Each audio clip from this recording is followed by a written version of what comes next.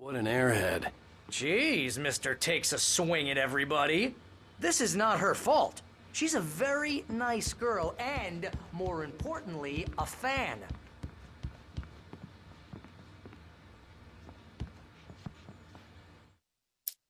It's true what they say about the fall and the sudden stop at the end. I'd lain here in the snow while the lurid chain of scenes that had led me here kept playing in my head. A rerun of my own private snuff movie. A memory of my corpse. Alone at my own wake. Thinking in metaphors again. The femme fatale was gone. Only a sour taste remained of the kiss that killed me.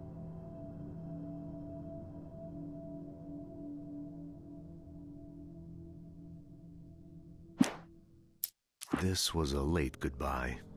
13 years after I'd gotten my revenge, it had finally caught up with me. It had been a long time to bear the pain. My blood painted the snow red. A gruesome slushy dissolved all the scattered painkillers and leisurely dripped down to the sewer, mingling with the bile of the city, becoming one with it. I can see them now. My wife and my baby. Honey, I'm home.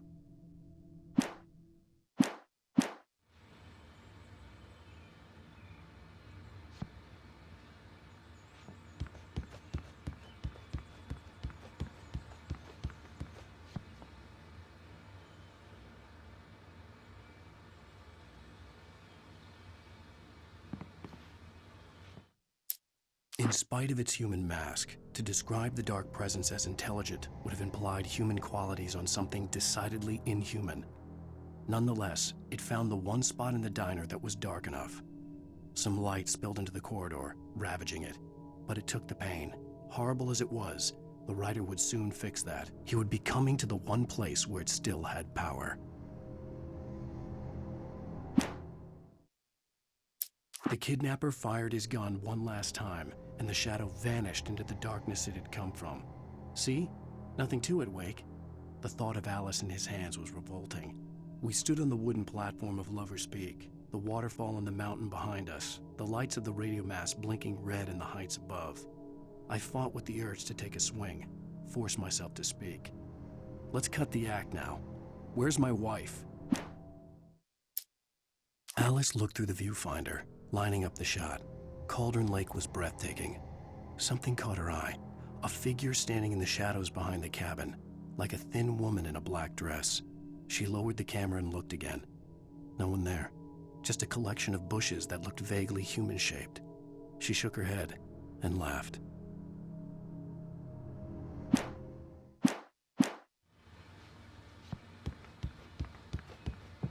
Seriously, Al, what you were saying in the car? Just listen to yourself. What, you shot a guy and his body just disappeared? When was the last time you slept? Are you high? Have you been drinking? No! Look, Barry, I'm missing a week, and someone's got Alice, and everything's just— Do you understand what it sounds like when you say stuff like that? Don't get me wrong, it's a good story, could be a bestseller. But when you start confusing fiction with reality, you're buying yourself a ticket to the funny farm. All right, wait here.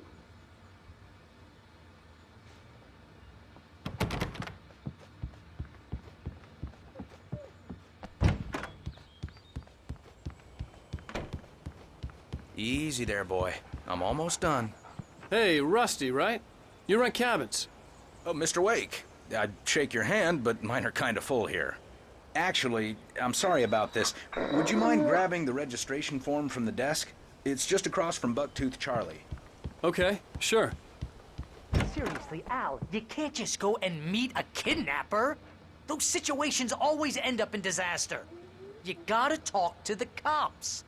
She's my wife, and it's my call. Can we talk about this later? No, this whole thing, listen, you hit your head. I mean, geez, Al, come on. You gotta understand how crazy all this sounds. If you're trying to pull a joke on me, freak me out, it's working. Ha ha, let's have a laugh on Barry. Well, you had me going there real funny, Al. You can quit it now.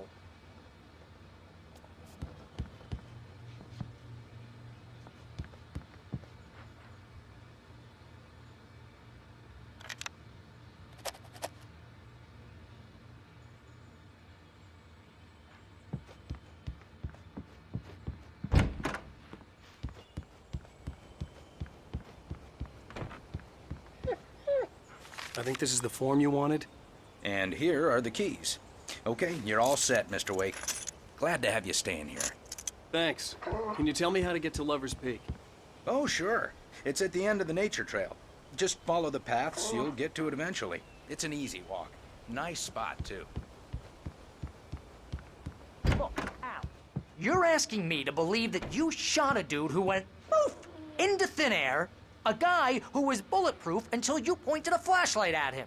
You hear that from people who end up spending time in padded rooms, strapped to their beds, wearing white shirts with too long tangled up sleeves, and eating a healthy diet of pills. Al, you make cruel jokes about people who believe that kind of stuff. You're the skeptic. You gave me an hour-long lecture on homeopathy last month. What was it? If there's no proof, it's pure bullshit. Period. Guess the laugh's on me then. Al, come on! I mean, okay, maybe something weird happened to you, okay? Well, thanks for the heartfelt vote of confidence.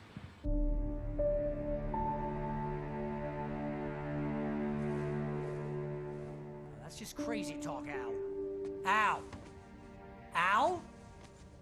We should go to the sheriff or call the FBI. Damn it, Barry, they'll kill her! This is not a goddamn debate, Barry. I'm going to Lover's Peak. He said to come alone. Okay then.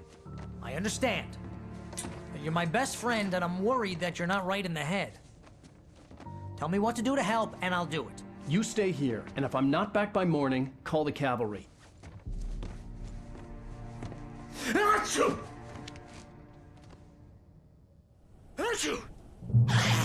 Just be careful with the natives, Al. These yokels are dangerous. Everybody hates a tourist, or it'll be Deliverance all over again. Bless you. Oh, this place is trying to kill me. I'll bet there's mold in here, spores, poison ivy, God knows what. This is so not worth a 15% commission.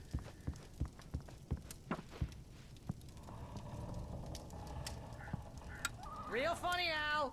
Real funny. Ha ha! Thank you. I'll just sit here in the dark till you come back. Or until I get eaten by a grue.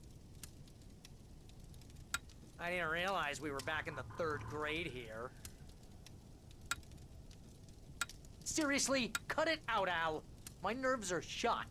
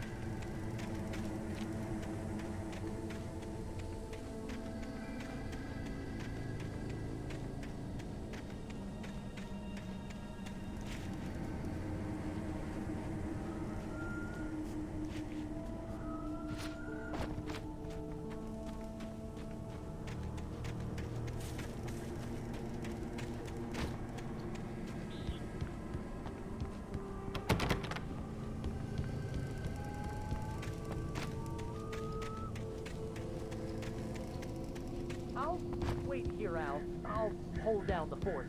I'll be with you in spirit every step of the way, Al. Walk through the door now.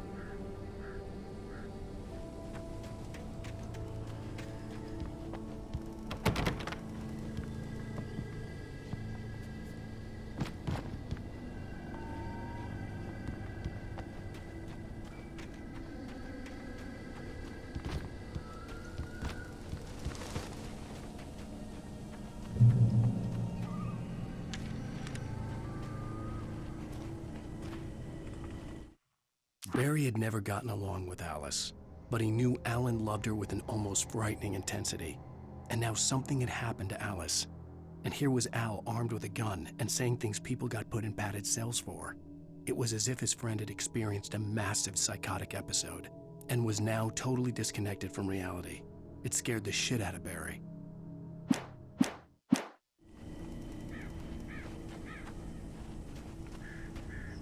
Barry had the keys to the car he rented. Wasn't a long walk to the visitor center, and it wouldn't be any use to me in the forest. I knew I should have gone to the cops. This wasn't the smartest thing I'd ever done, but I was still angry with Barry for trying to talk me out of it. These people had called me right in the sheriff's station. The cops wouldn't scare them, and they had Alice.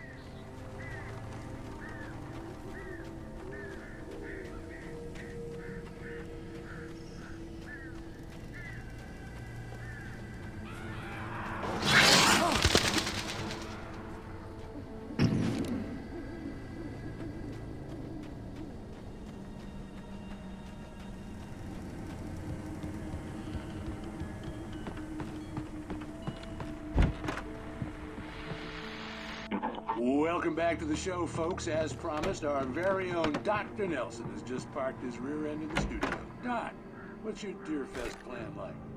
My plan? You make it sound a lot more organized than I ever seem to manage. Oh, No plan, really. Just taking the atmosphere.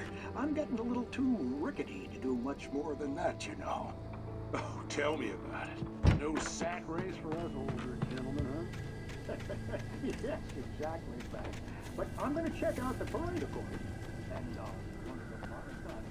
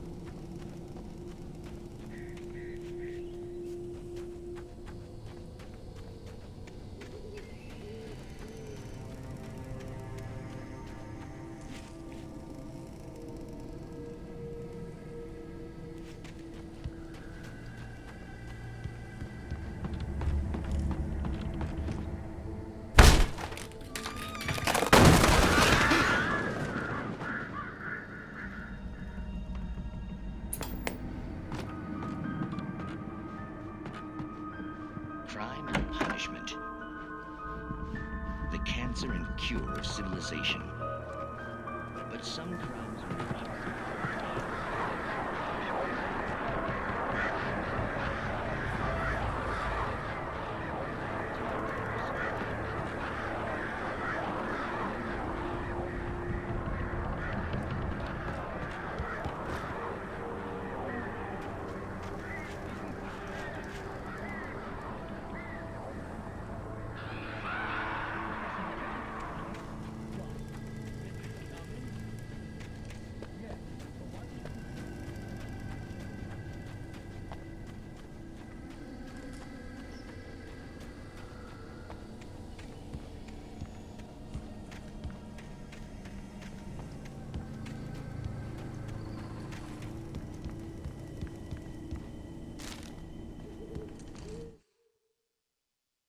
Rose knew that Rusty was in love with her, and she liked him too. She liked him a lot. He taught her to dance, and life had certainly taught her the value of a man who was gentle. He treated her well, made her smile, made her feel good. But Rusty wasn't the prince of her dreams, and that tended to underline the unbearable truth. She was no closer to that Hollywood magic than he was.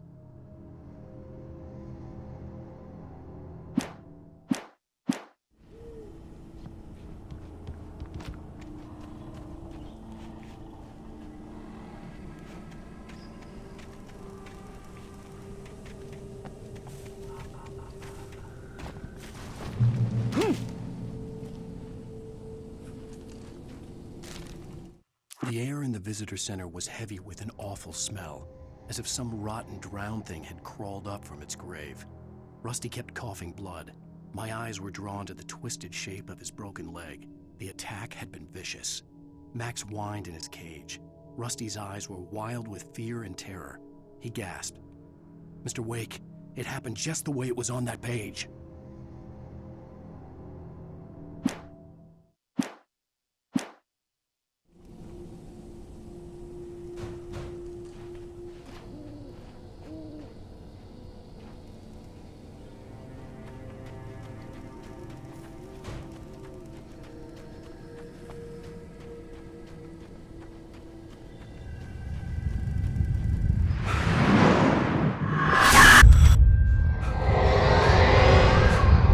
Vision left me weak.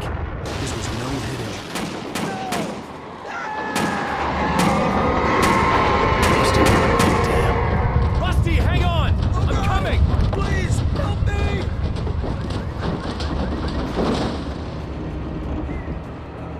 Anybody? Help me! Help me!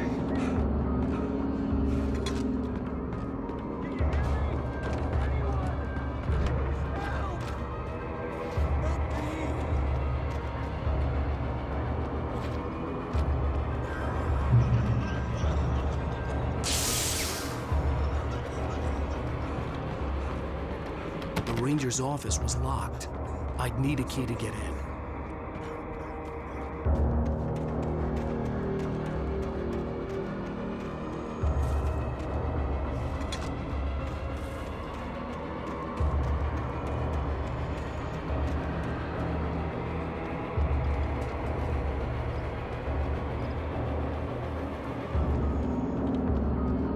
Hello? Back here! I'm back here! Hey, please help me!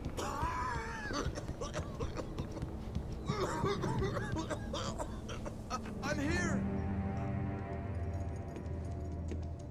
Mr. Wake? Oh, hell.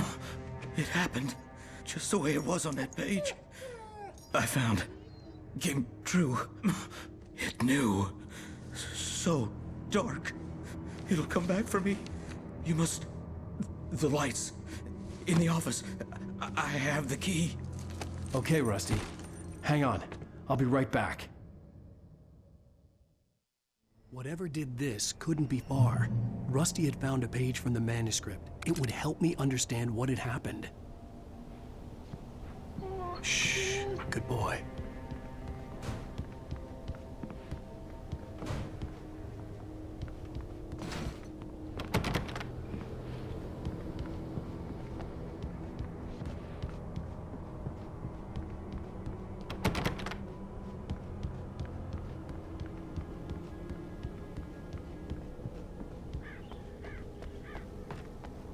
The only way to make sure that Rusty was safe was to get the power running and the lights back on. The visitor center was sturdy, but the impact turned the front of the building into splinters. Rusty was thrown across the lobby like a rag doll and hit the far wall hard. It didn't hurt until he tried to move and saw his leg bend the wrong way, felt the broken rib stabbing him on the inside. Rusty howled in pain and fear, suddenly afraid to die alone.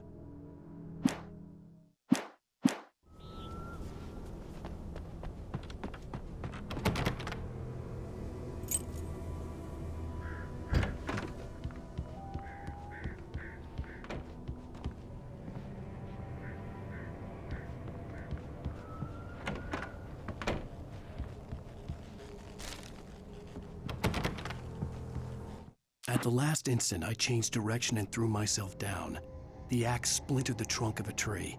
I stumbled into the pool of bright light. My lungs burned. I was too exhausted to move. I tensed as I waited for the killing blow, but it never came. I raised my head. Nothing moved in the darkness beyond. For the moment, bathed in the cold light, I was safe.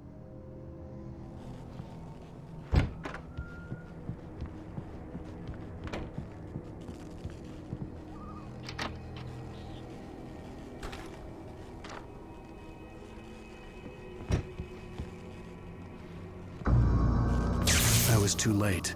Someone had destroyed the circuit breaker. There was no way to get the lights back on.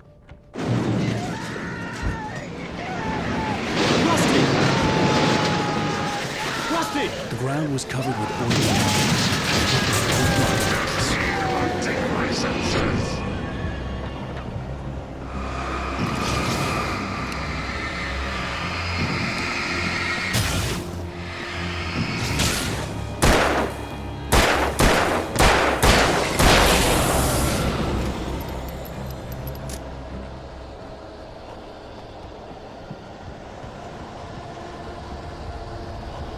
Something had torn a mammoth-sized hole in the wall. Please don't feed the animals. Fishing Is only permitted for those visitors who purchase a park fishing. license.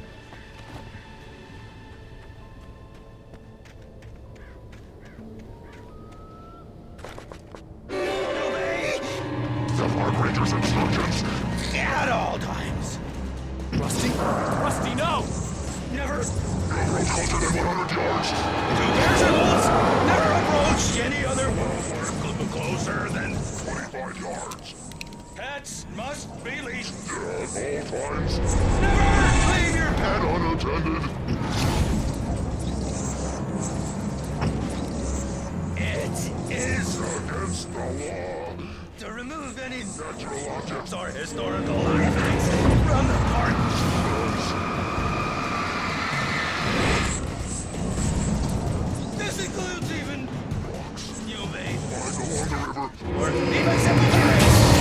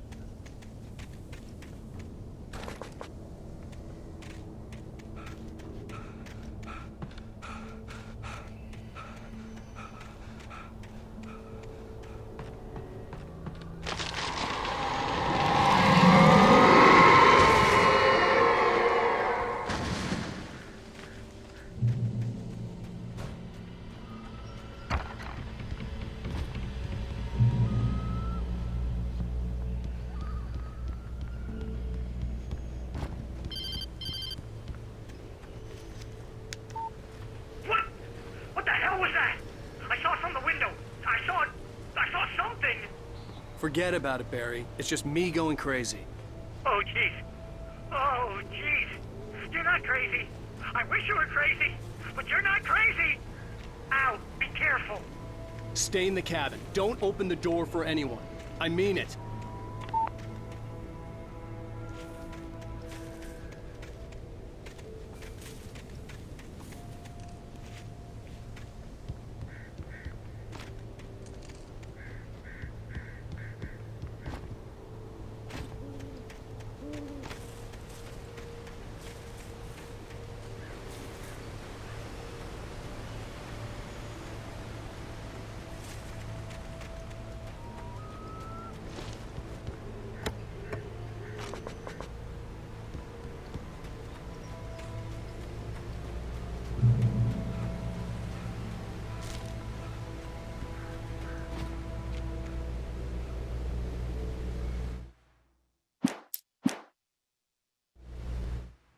In that last instant of consciousness, Rusty thought about Rose.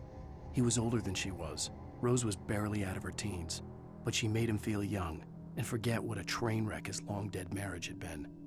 He still wore the ring. He'd been waiting for her to tell him to take it off. Now she never would.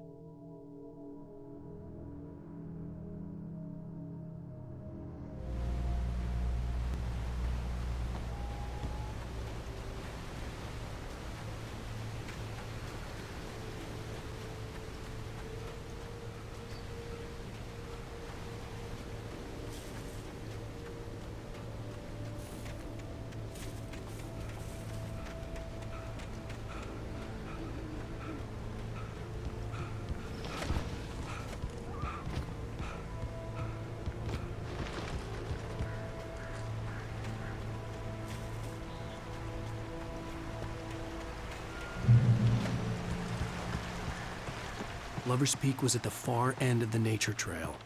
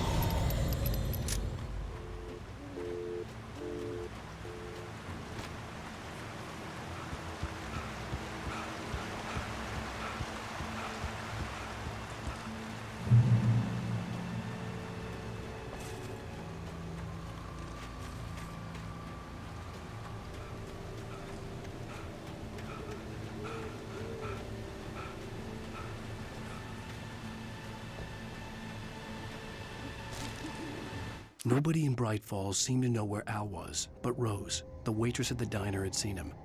From what Barry could tell, Al pretty much fell off the face of the earth when he left the diner. Rose was just the kind of fan that Al hated, but she really tried to help. She was smart too, knew a lot about what was going on in the town, knew a lot about Al, even knew who Barry was. Barry liked her. That was no big surprise. When it came to women, Barry and Al rarely saw eye to eye.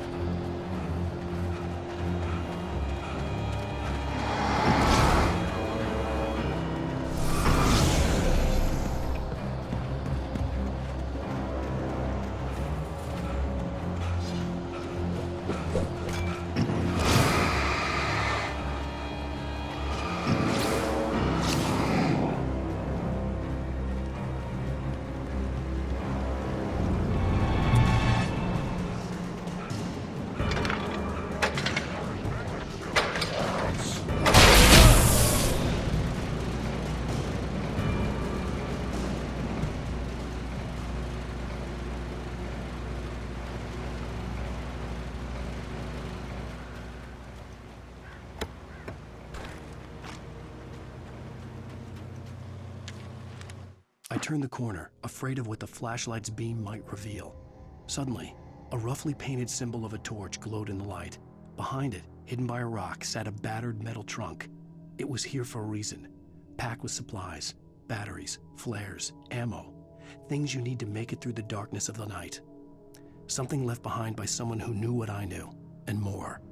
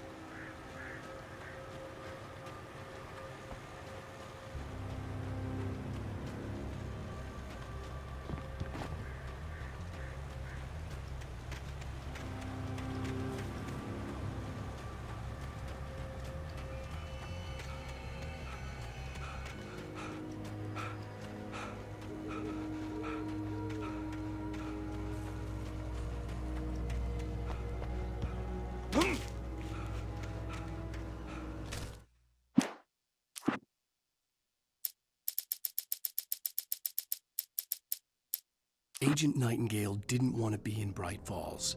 These little communities revolted him, and he didn't like the trees or the coffee. He now knew that impossible horrors lurked behind the storefronts and smiles. He desperately wanted to turn the car around and just drive until he passed out or ran out of road and booze. But he had a job to do. He had a rider to catch, at any cost.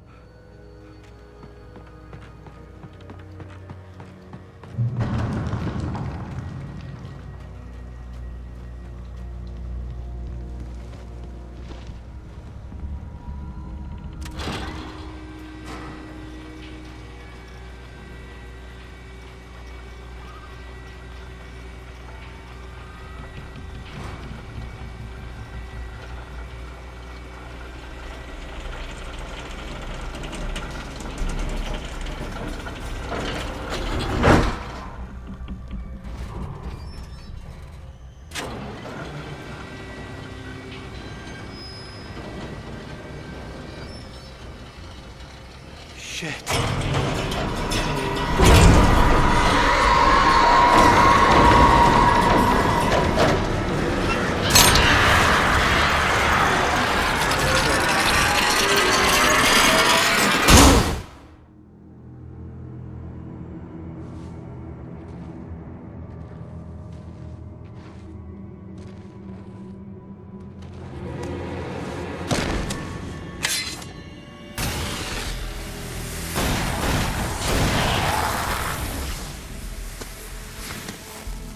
Come on, we gotta get moving. More of them coming.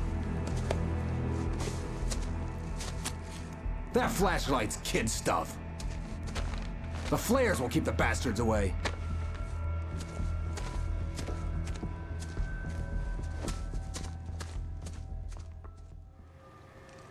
You can see them too? Hell, of course I see them. Come on, we gotta move. Why? Because that's the way the story goes. Yeah, but Let's move! I lost my gun back there. Oh, I've got a gun. Just keep that light steady on him. It took a moment, but then I recognized him. He'd been on the ferry when I first arrived here with Alice. He knew my name. We were headed in the direction of Lover's Peak. There was no way this was a coincidence. He was the kidnapper. Come on, Wake! You better keep up. You set him up, and I'll knock him down, Wake.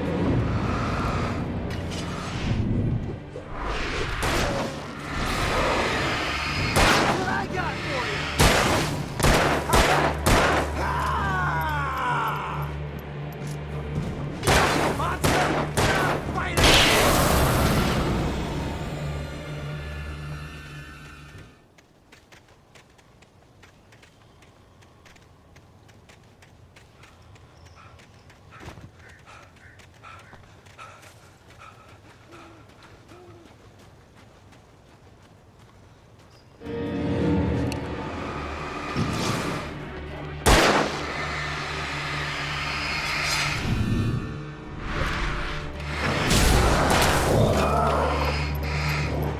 Bring it!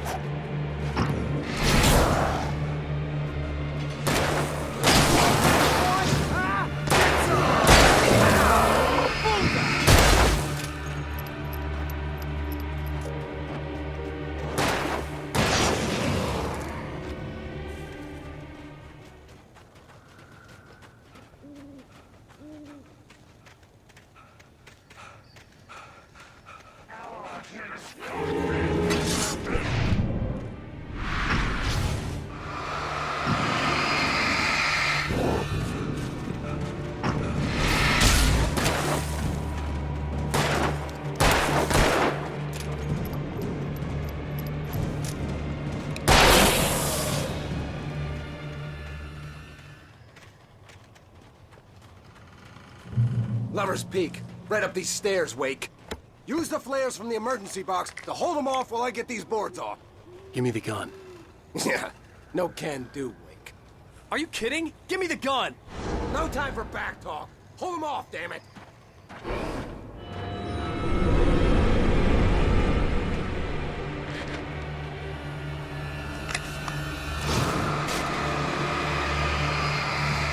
A little longer. Scare them off.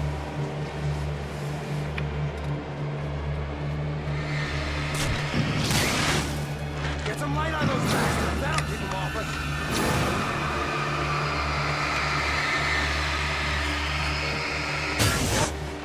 little longer. I almost got it.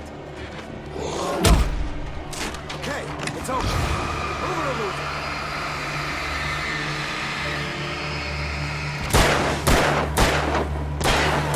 That's right.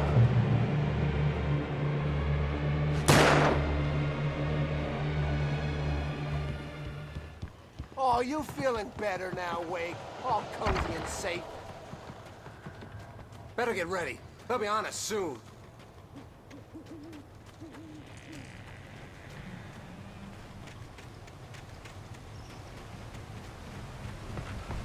This is it, Wake.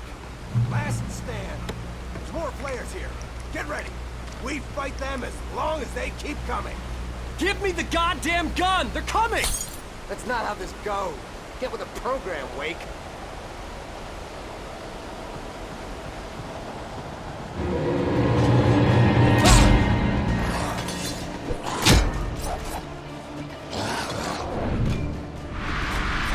That's right. You just keep coming. Die already, die!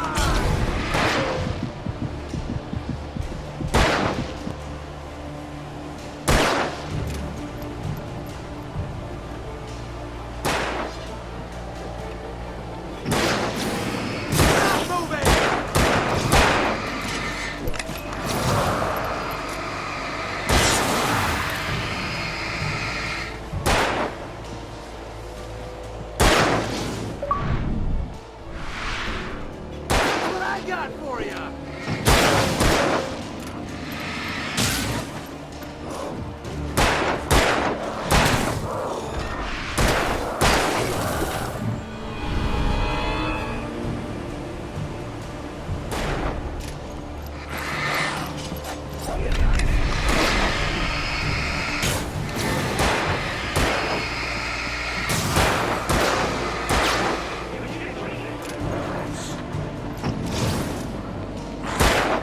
Oh, that's how you want to play it.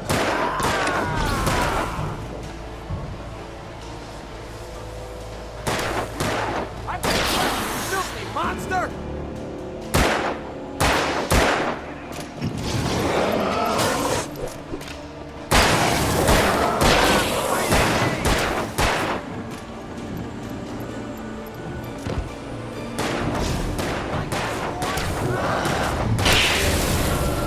He's a king, Wake.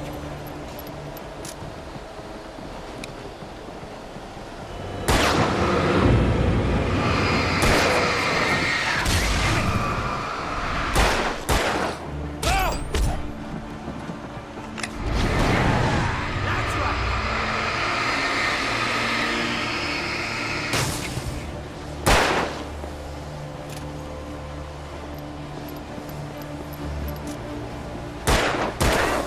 You just keep coming.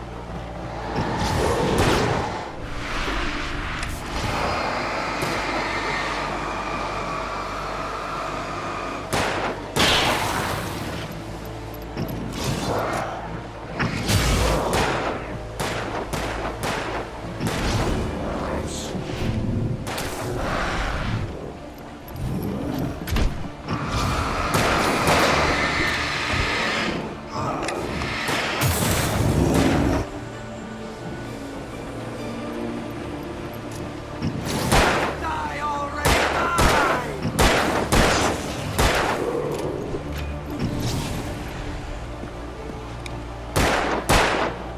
That's what I got for you.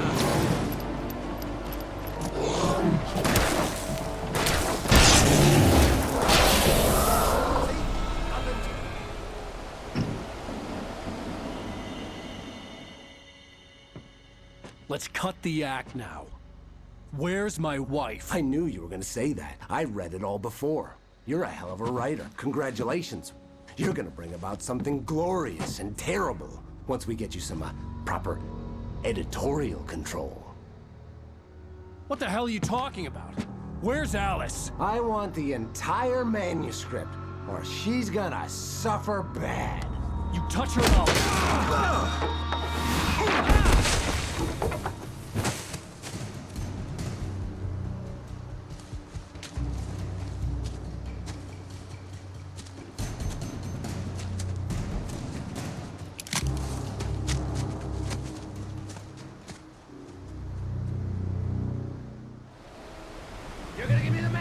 Victor, you'll be sorry! No! Come back here! I swear I'll kill you if you hurt Alice! Do you hear me? Come back here! He had Alice, and he wanted the manuscript because he thought it held some magical power. But I had no manuscript to give him. I had to get back to Barry and figure out my next move. On more than one occasion, Alice had tried to explain to me how it felt to be afraid of the dark. To her, darkness wasn't simply the absence of light, but something more tangible than that. It was something you could touch and feel. Worse than that, it was something with a mind of its own, something malicious and malign. For her, things changed when they were wrapped in darkness. They turned into something else, something foreign, and nothing was safe or innocent anymore. I'd never really understood what she meant, until now.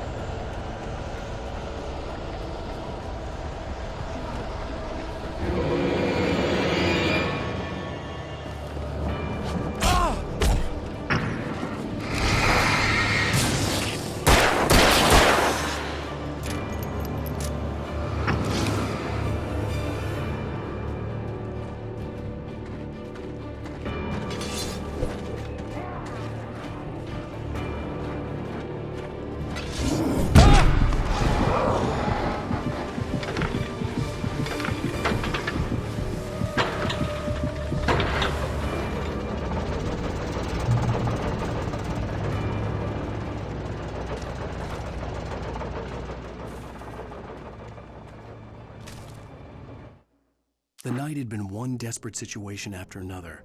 I was exhausted, and my body felt as though it had been chewed up and spat out. The flashlight was heavy in my hand, and each pull of the trigger sent a painful shock up my arm. But I was finally out of the woods, and things were looking up. That's when I heard the chainsaw.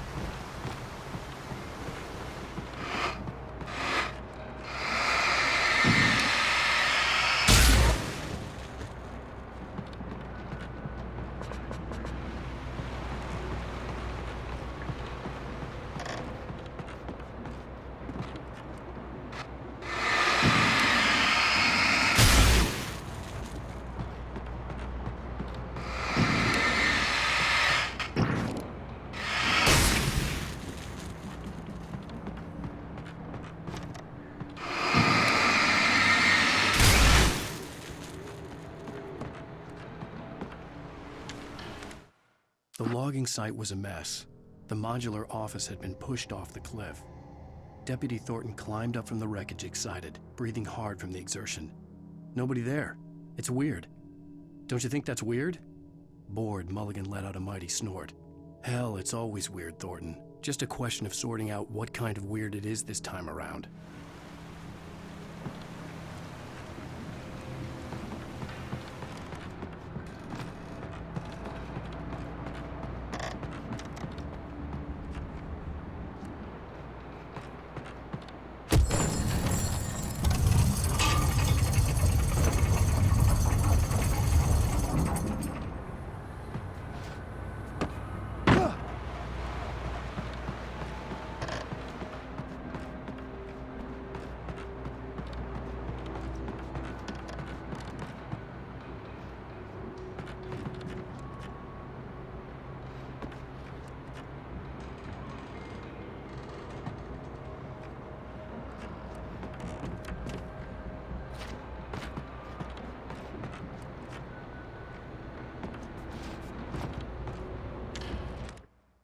When Barry saw the darkness attack the visitor center, it made him a believer.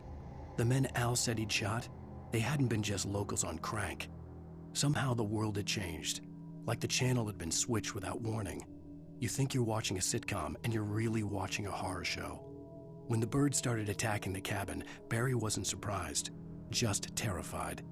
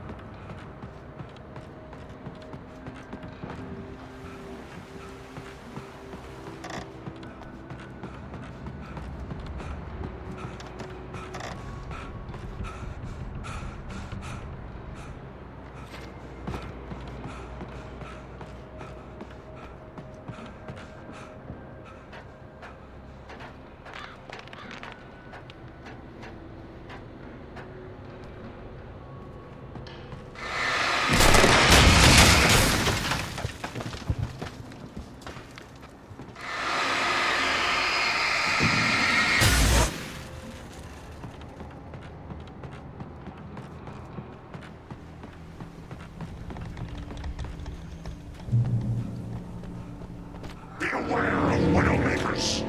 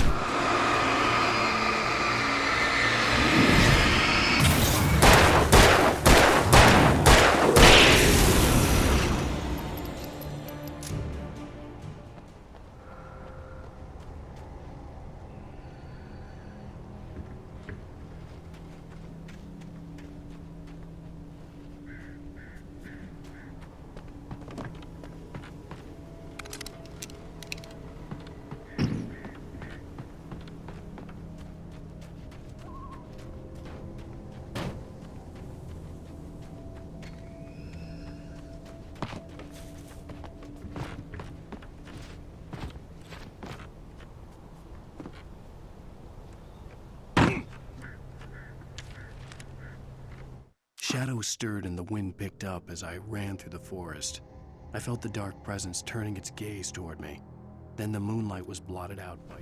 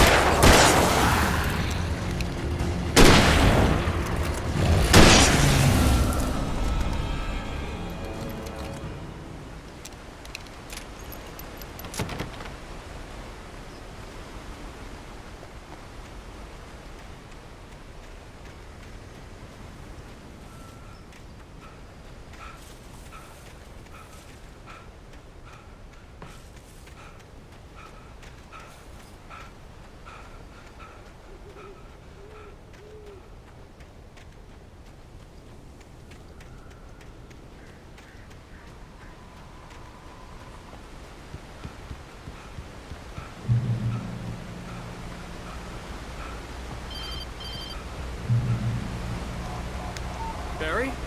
Ow! The porch is covered with birds. They've got all Hitchcock on me. Stay out of sight. I'm on my way. Don't open the door. What, am I crazy? Stay hidden. I'll be there soon. Just make sure you keep the lights on.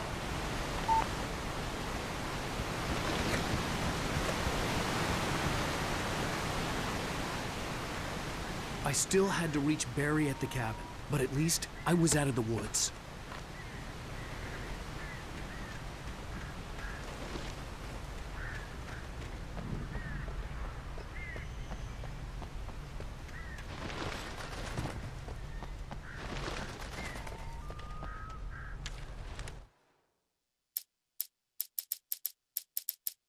The FBI agent's command froze me in place.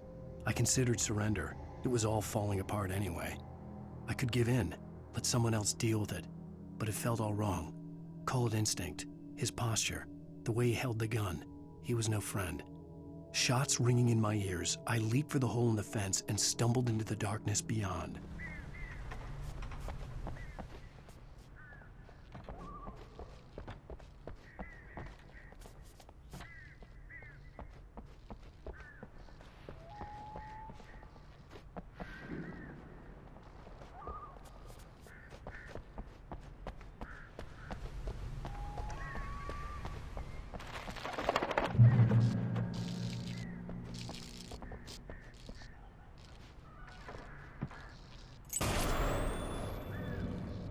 A story is not a machine that does what you tell it.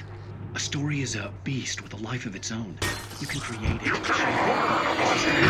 It starts with one thing the whole thing. The characters have to be true to themselves. The events need to follow a logic that fits the story. A single flaw and the magic is gone. The story dies. Alice dies.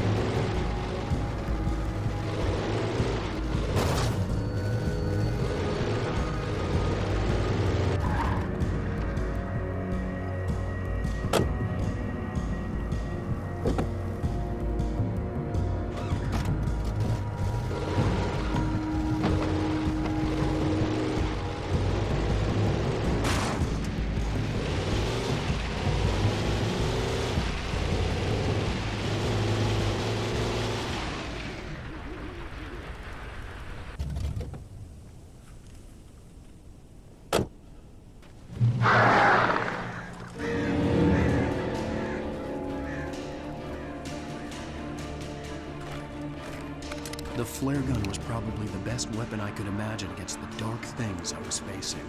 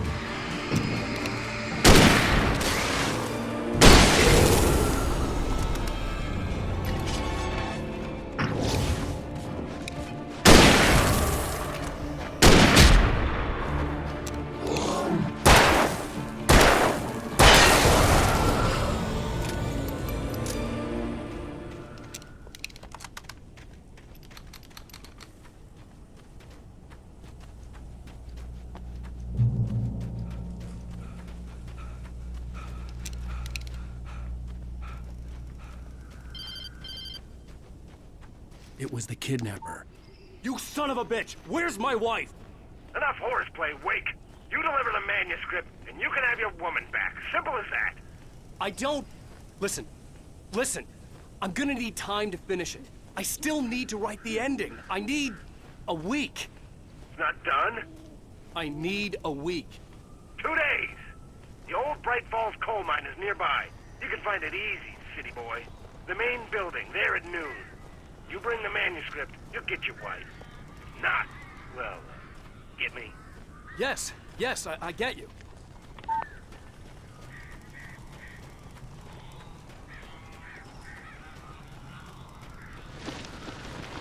Barry had talked about birds over the phone.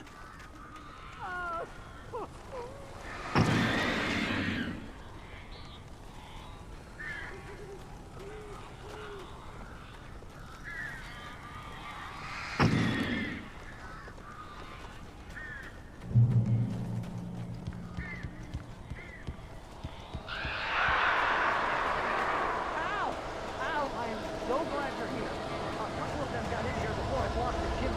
This isn't normal. These birds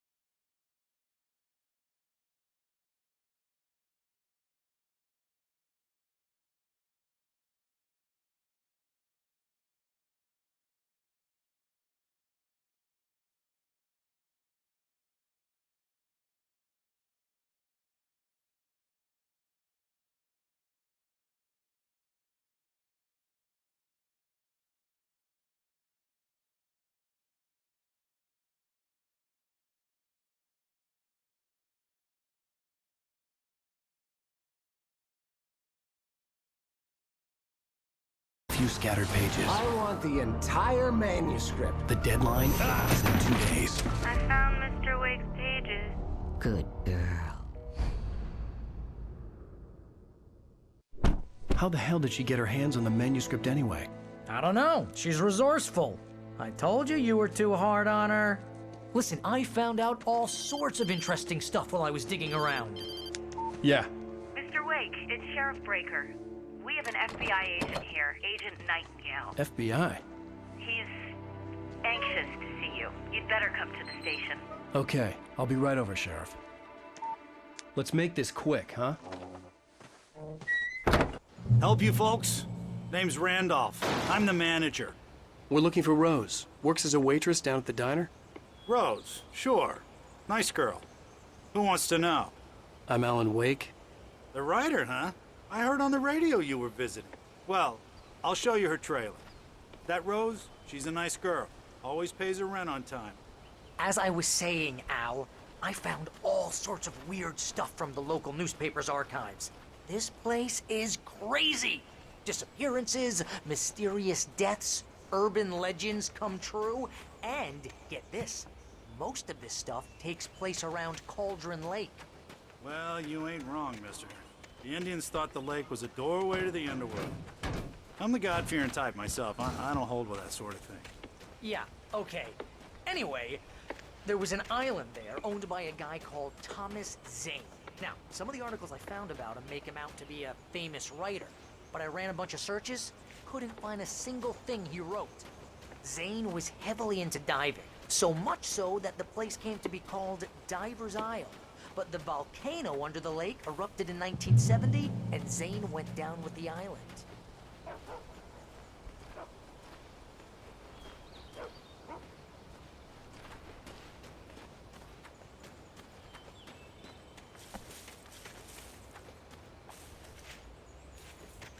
Yeah, how about that? It was there in the morning, as if it had fallen from the sky. But it would take a tornado to lift something like that. We're damn lucky it didn't crush any of the trailers.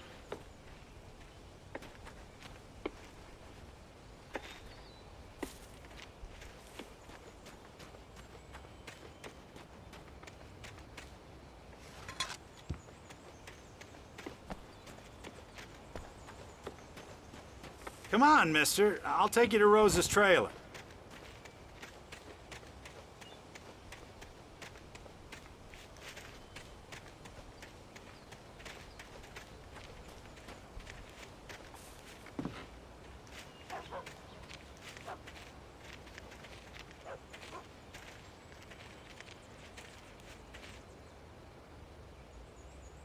It gets better. A local girl, Barbara Jagger, drowned in Cauldron Lake just a week earlier. They were lovers. Sure, Jagger's a local spook store. The Scratching Hag. Comes for you in the dark.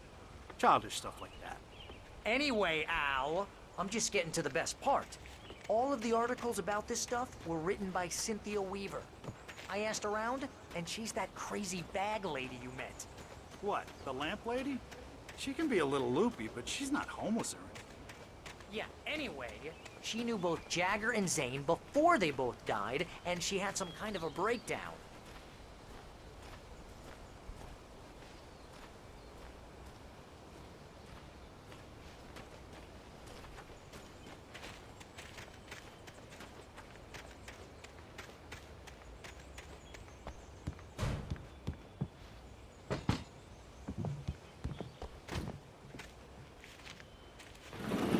Welcome to...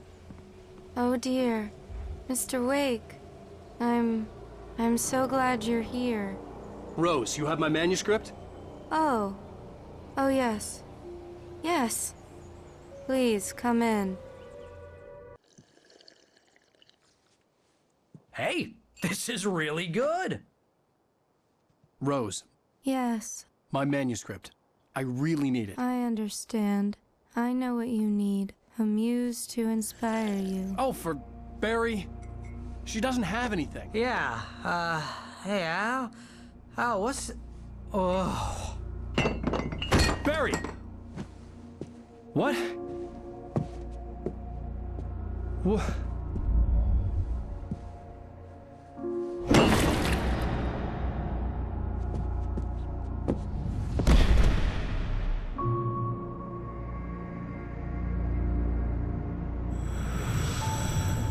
He's coming for you, hiding in my barber's skin.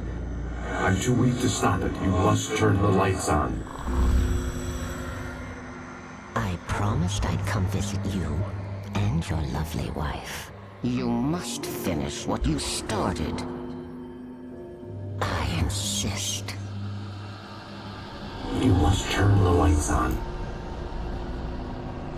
Turn the light on. Back to work, boy.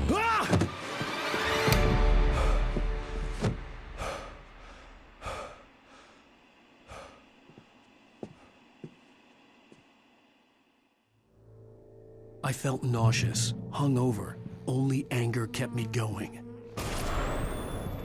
I can't tell reality Rose from took a day from me. I had less than 12 hours left to meet the kidnapper. All I could do was get Barry into the car, work something out once I got on the road. Welcome to the Oh Dear Diner. What can I get you today? Coffee? I couldn't work up much hate for Rose. Something had used her to get to me and left its mark. First refill is free. She promises me I can save Alice this way. She knows more of this than I do, about the complex incantation I'm attempting. A nice day. Come back soon. My gun and flashlight were gone. I'd have to find a way to get Barry into the car as quickly as possible. There was no time to waste. Mr. Randolph liked Rose. That little smile she had. How she was still sweet when life had tried so hard to make her bitter. It wasn't any of his business what she did in her trailer. But those strangers, the writer and his smart-ass sidekick, looked like trouble. And they'd been in there for hours, way past her normal bedtime. He reached for the phone and called the sheriff's station.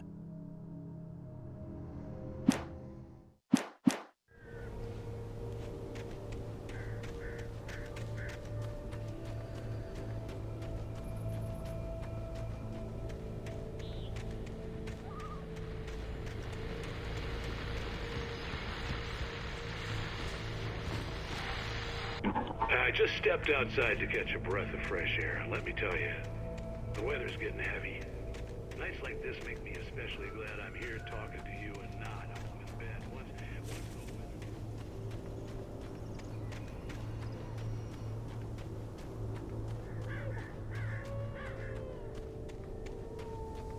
Oh, you're gonna get it now. God knows what you've done to that poor girl. This is Agent Nightingale, FBI! Get him up, Hemingway! You're under arrest! You move a muscle, I'll unload right in your goddamn face! Stay right where you are, Spillane!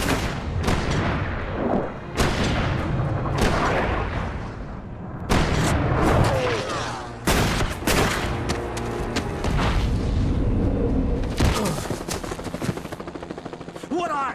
I'm standing right here, you goddamn maniac!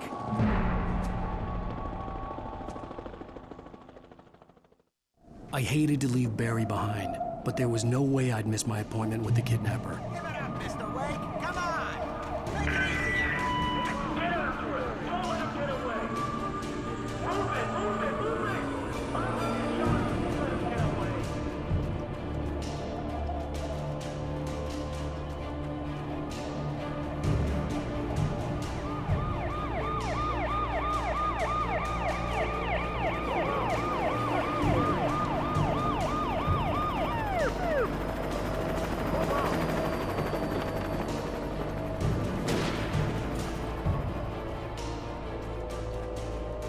Stop running! We have the suspect in sight! Okay, men, keep your eyes peeled. He's gonna try to make it through here. Oh, damn! This way! Fan out! Run! Stop away! Keep it out! God damn it, where did he go?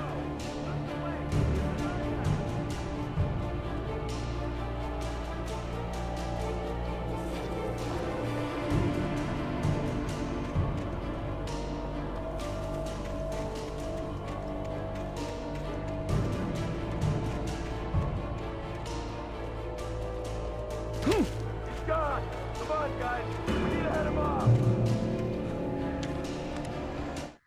For decades, The darkness that wore Barbara Jagger's skin slept fitfully in the dark place that was its home and prison. It was hungry and in pain.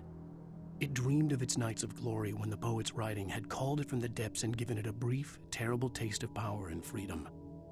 The rock stars had stirred it from the deep sleep the poet had sunk it back to in the end. When it sensed the writer on the ferry, it opened its eyes.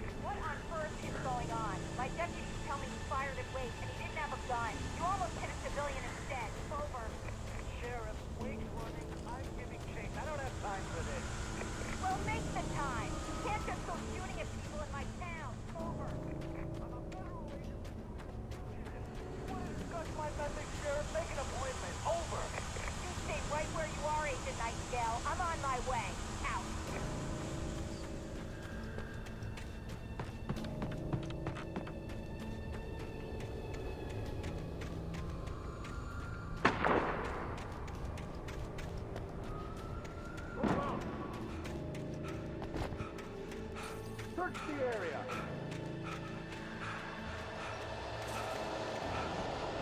Stay sharp. This way. Over here.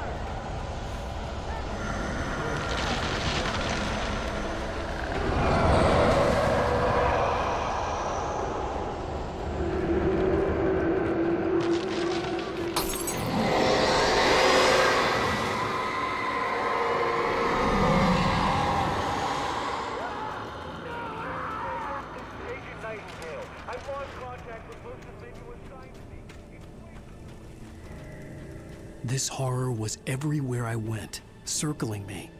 The cops didn't stand a chance. They were after a writer, not a monster.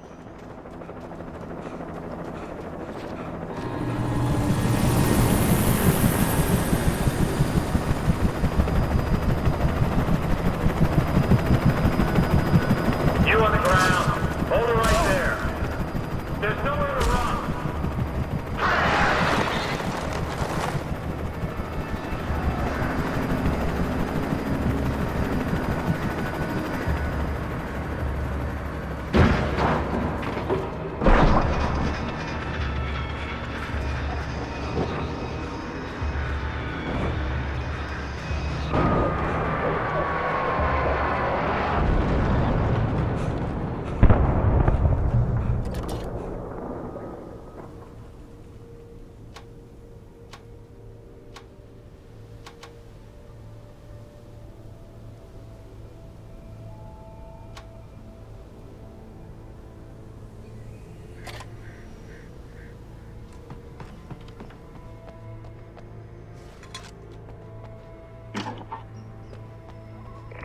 This is James.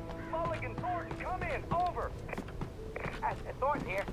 James, we got both Wheeler and Rose in custody. They didn't put up a fight or anything. Why, they were... I imagined that the broadcast tower in the distance was part of the local radio station.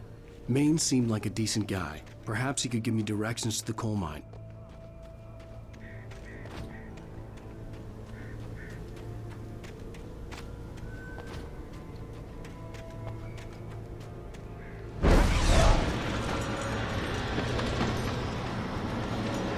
Unnatural shadows clung to me. The darkness that was trying to stop me. I wouldn't get through without a light.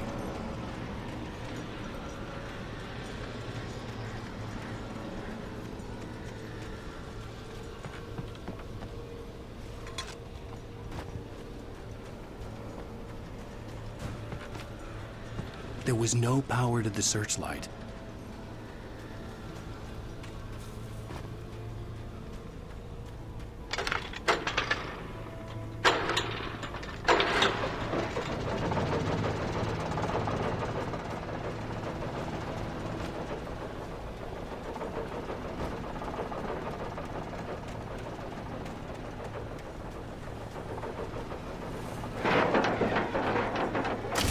old generator conked out.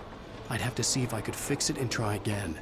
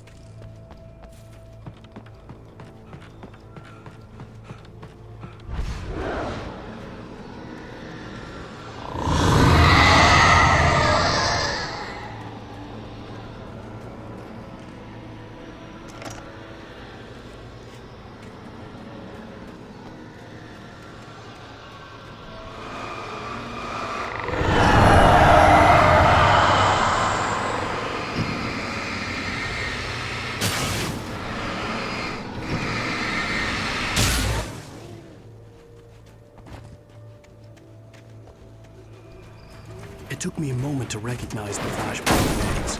They were an ideal weapon for my situation. Team 1, come in. Over.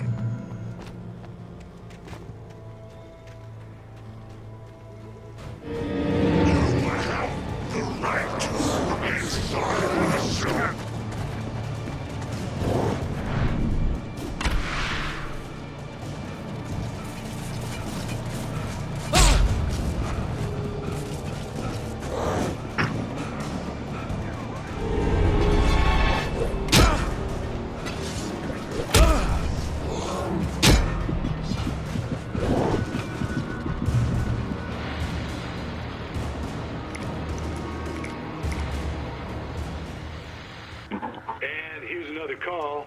You're on KBFFM with Pat Maine. It's Milt Peabody, Pat. What's on your mind, Milt? Well, I live near the trailer park, Pat, and there's a big ruckus going on over there. Well, that's just up the road from me, too.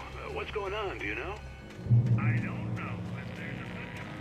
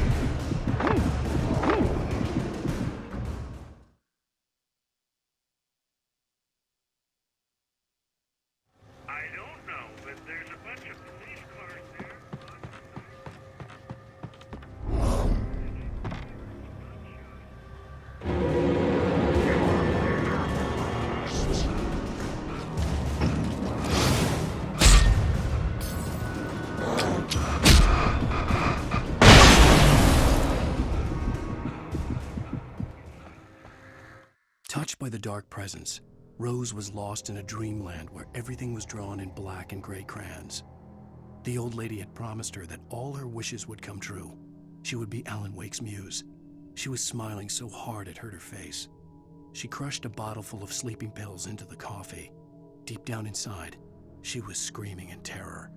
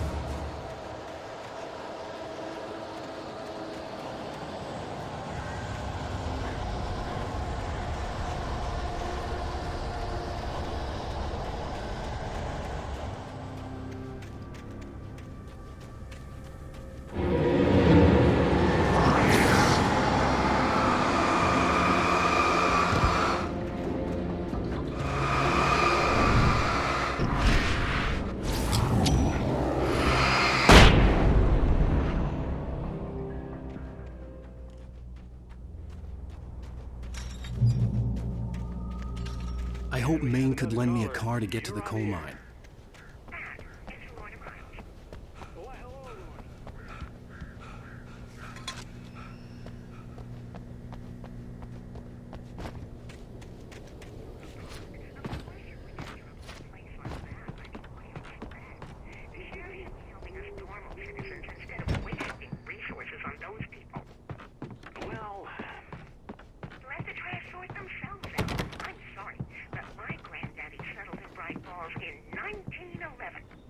Well, thank you very much for that compassionate viewpoint, Lorna.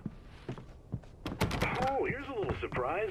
The famous writer Alan Wake just walked in. Folks, I'm going to see if I can talk him into an interview. Come on in, Mr. Wake. Oh, I'm so glad you could find the time to do this, Mr. Wake. Nowhere to run now, Dan Brown. You back away from me. Don't hurt it. Whoa. Everyone calm down. Put the gun down. We're all friends here, right? Cool your jets, Nightingale. We got him. Judas Priest! What the hell's the matter with you? There's a civilian in there.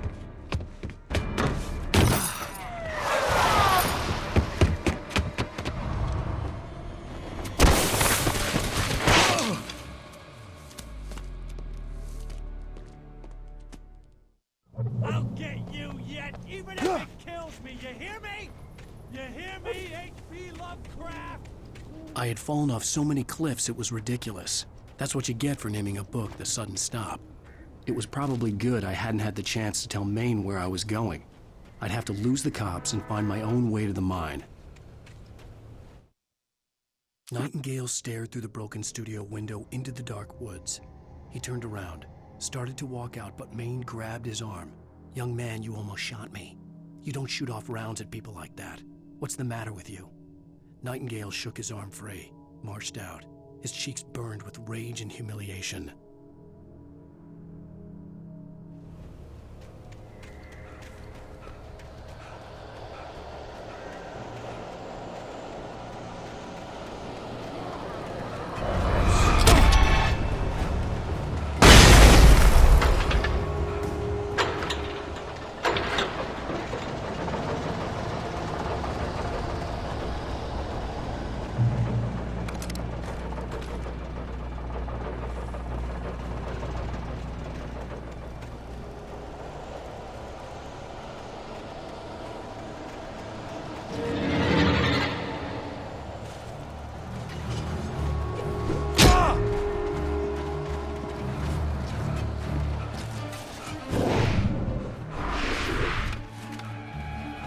There was no sensible reason for the power company workers to be here. It was almost as if they'd been left for someone like me to use.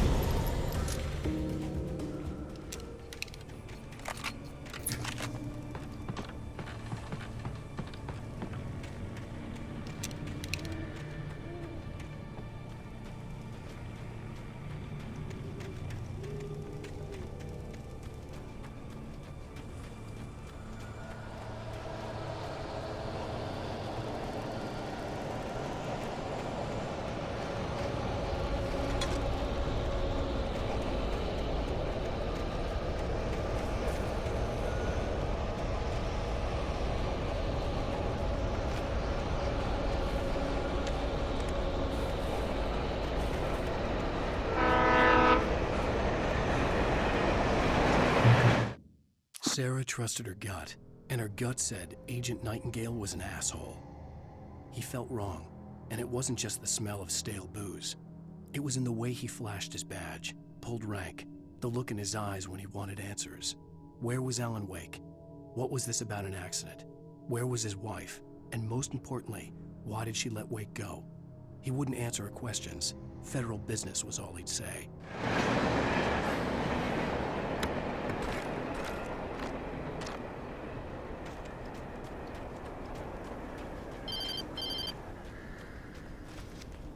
Hello? The most stubborn man I've ever met. Alice? Alice? Alan, I'm so afraid. It keeps me in the dark. Please help me. I look at you, Alan, and it's not you. It's something else. Looking out from behind your eyes. Alice, I'm here. I'm so alone here. It's all gonna go to hell. You need to be careful. Cooperate. The connection had been terrible, but that wasn't the only thing that hadn't been right with the call. She sounded wrong somehow, but she had called me. The pipe wrenched itself loose from the bridge's steel framework. Wrapped in darkness, it floated in midair, twitching. For a moment, I didn't understand what I was looking at. The heavy object lurched at me with impossible force. I threw myself out of the way, but just barely. When I turned my flashlight on it, it shook in a dark rage before it flew at me again.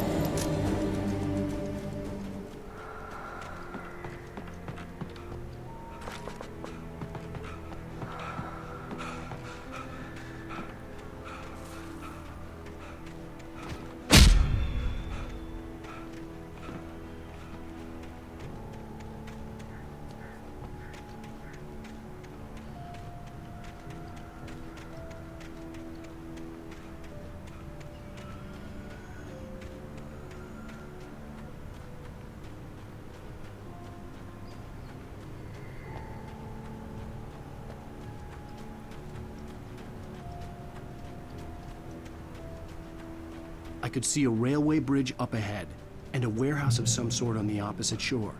I hoped I could find a car from there.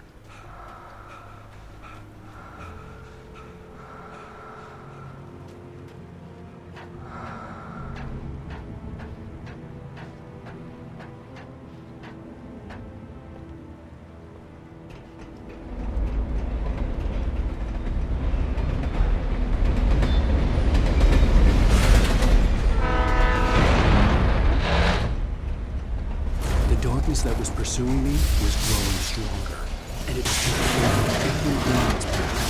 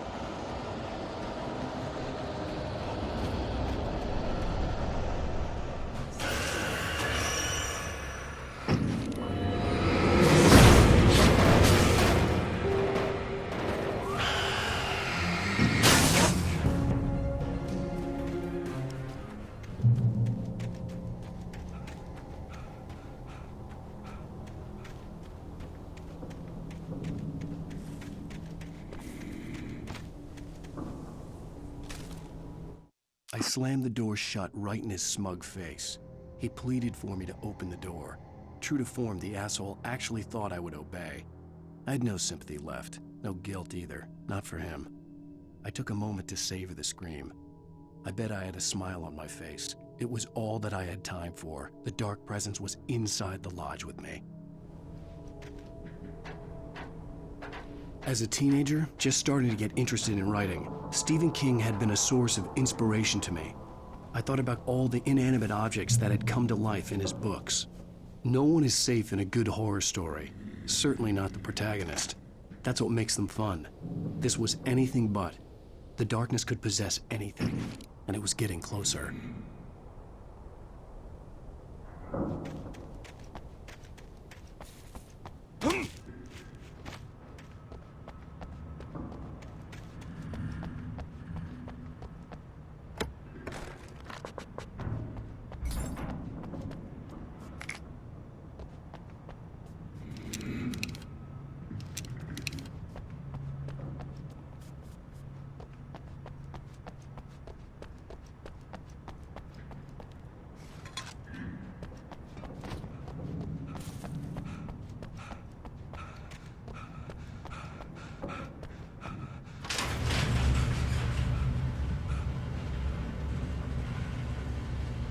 Did you call me?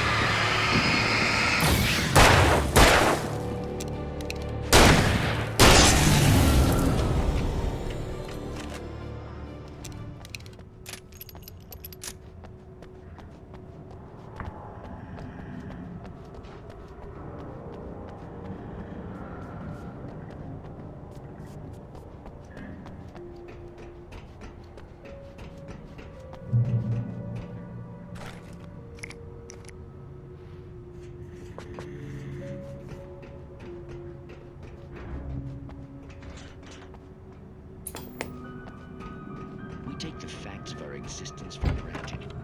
They're merely a thin veneer.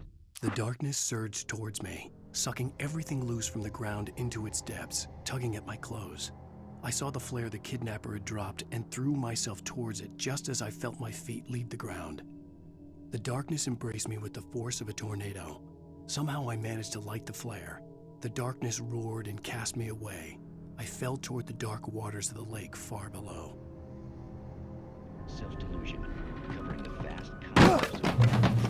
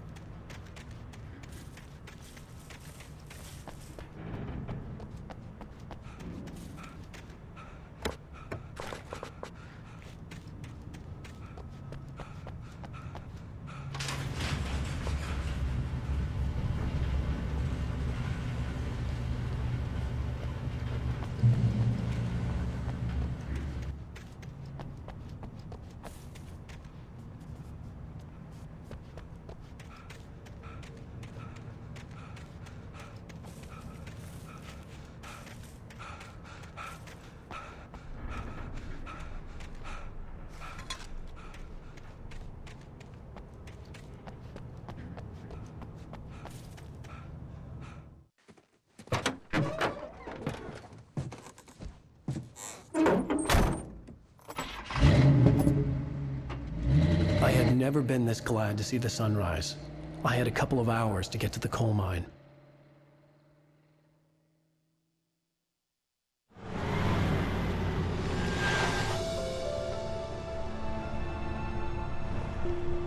The coal mine wasn't far now.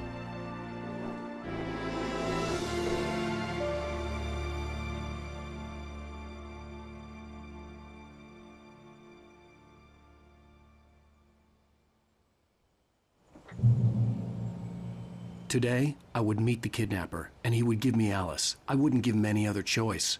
A drowning man will clutch at a straw.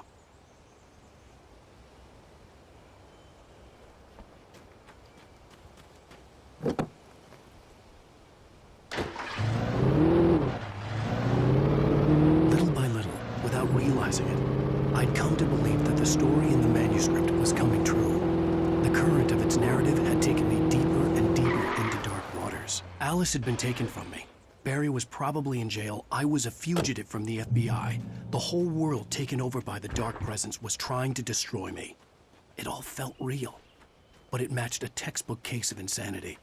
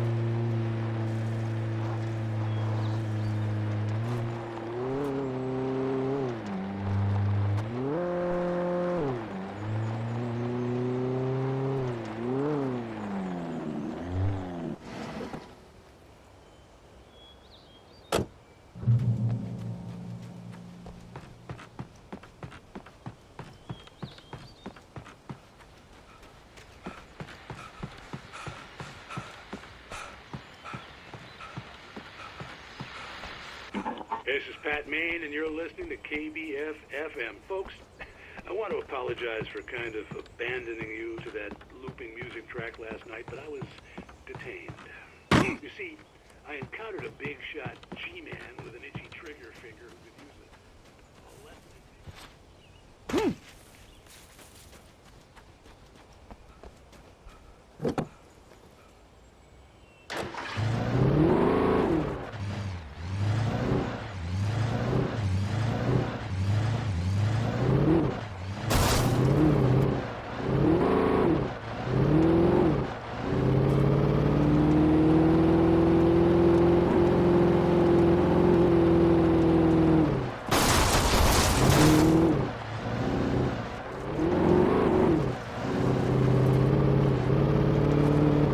Early.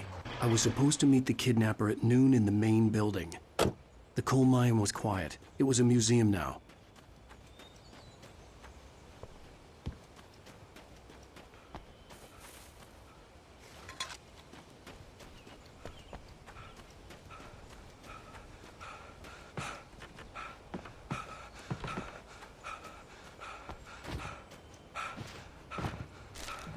With Nightingale gone and the night wind blowing in through the broken studio window, Maine stared at Sarah. The sheriff looked away. Maine's voice shook with barely controlled anger. That boy's doing more drinking than thinking. I hope you know what you're doing, Sarah. He's got a sickness in his eyes. You take my word for it. He wants Wake for a reason, and it's not for anything good.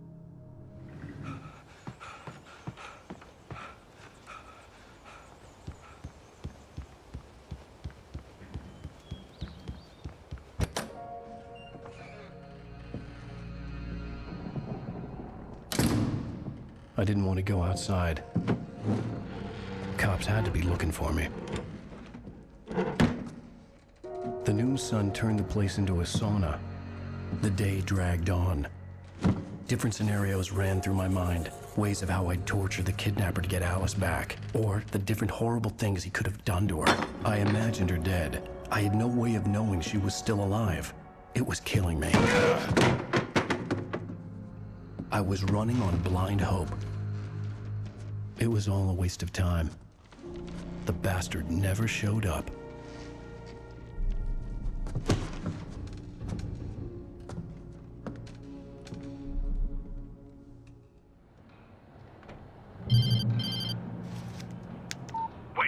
Where the hell are you? Change of plans. You know where Mirror Peak is? It's a big mountain north of where you are. You follow the path from the mine, you can't miss it. There's a lookout point there. I'll be waiting. I'm through being jerked around by you. You want to see your wife alive? Because if you do, you better watch what you say to me. Do we understand each other? I want to talk to Alice. Yeah, and I want the manuscript. Don't keep me waiting, Wake. Hello? Hello! Ah! I'm gonna kill him! I had to get to Mirror Peak.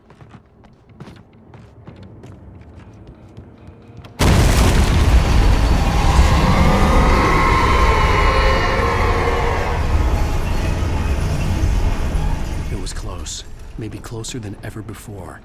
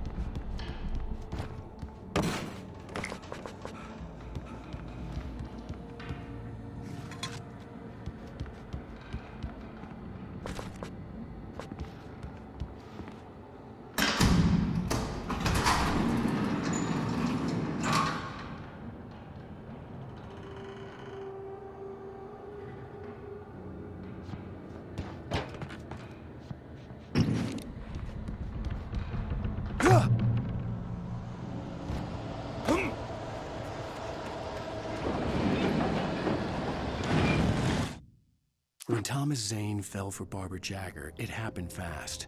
She was young, vibrant, and beautiful, full of life. He had never been a very happy man, and without any seeming effort, she had changed all that.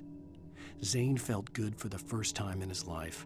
Everything she did was another piece of a jigsaw puzzle he hadn't even known he'd been missing. And best of all, she made the words flow, strong and sharp. She was his muse.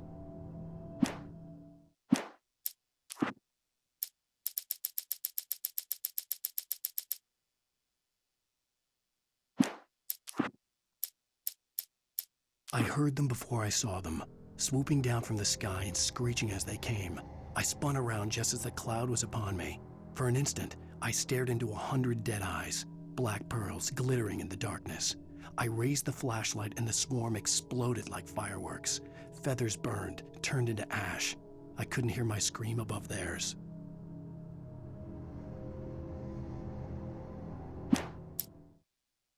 At first, I kept finding the pages as if by accident. The book I couldn't remember was either a terrible and true prophecy or an act of creation that had rewritten the world. I began to hunt the pages feverishly, for they held the answer to the mystery. With it, I could save myself. With it, I could save Alice. I stepped into the gas station's garage. It was dark and quiet. The place was a mess. It looked like someone trashed the place or that there'd been some kind of fight. Light spilled into the room through an open door at the back, and I made my way toward it. Without any warning, I was blinded by a bright light. An old portable TV on the shelf had come alive by itself. Impossibly, I could see myself on the screen, talking like a madman.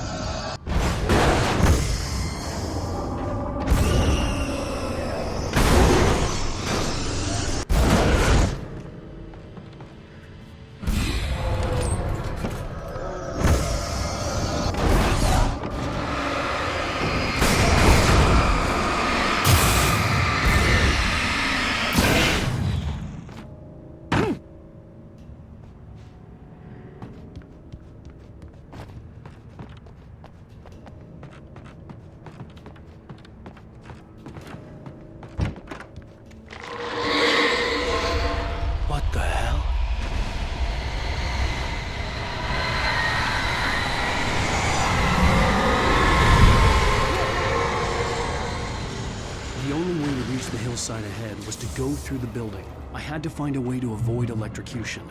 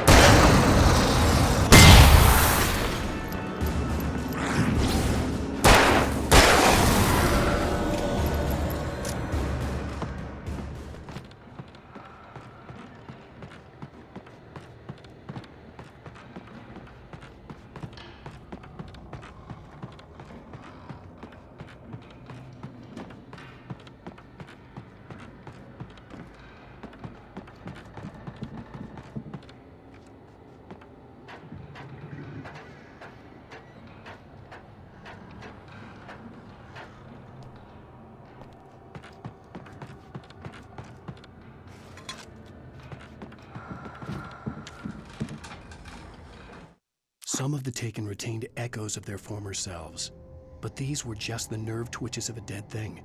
Nothing remained but a shell covered and filled with darkness. In most cases, these puppets were enough for the purposes of the dark presence. But for anything more elaborate, as with the writer, it was different. It needed his mind. And so rather than taking him over completely, it merely touched him.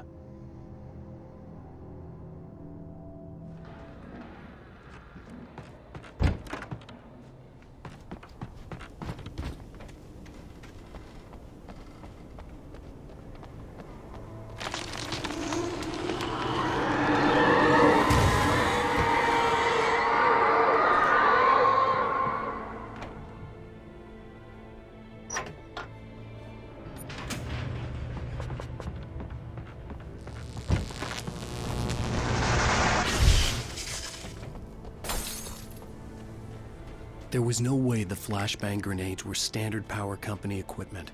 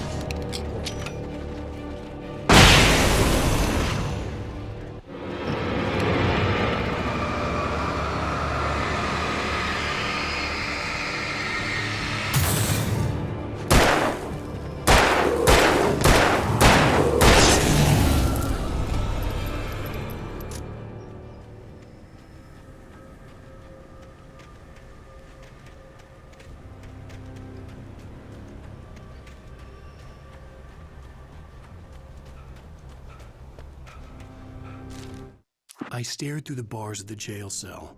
Barry stood behind me, swaying on his feet, looking as ill as I felt. Agent Nightingale stood on the other side of the bars with Sheriff Breaker. Nightingale had a stack of manuscript pages in his hand. He seemed unhinged as he gloated. "Well, I've got you now, Raymond Chandler. It's all here, all the evidence, including conspiracy to murder a federal agent."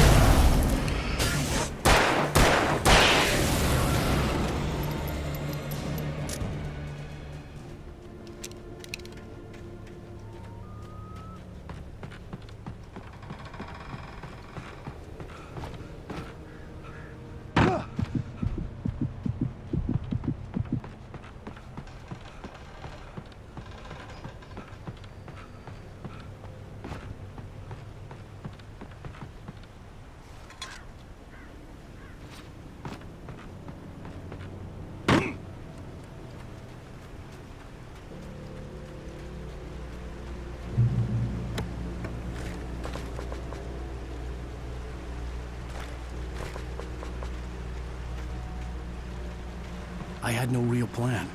I was going to give the kidnapper all the manuscript pages I had for Alice. If that wasn't enough, I'd hold him at gunpoint and make him talk.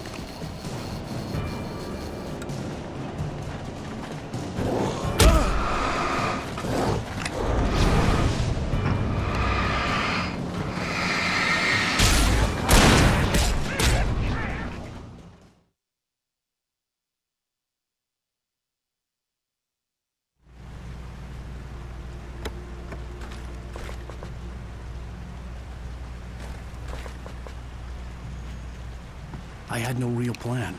I was going to give the kidnapper all the manuscript pages I had for Alice. If that wasn't enough, I'd hold him at gunpoint and make him talk.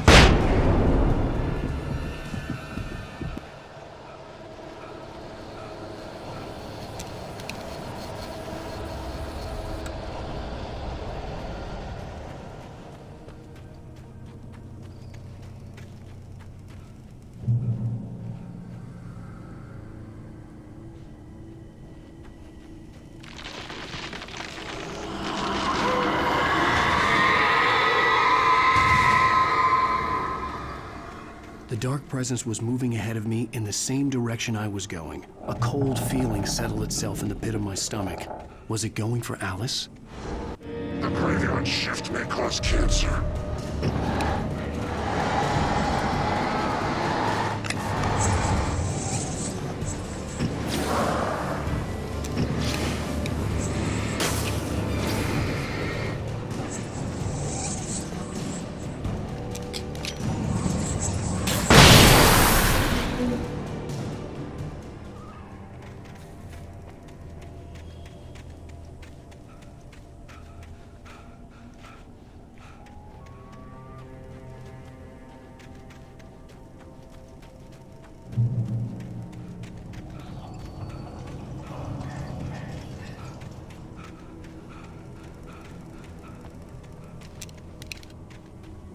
place was dead, a ghost town.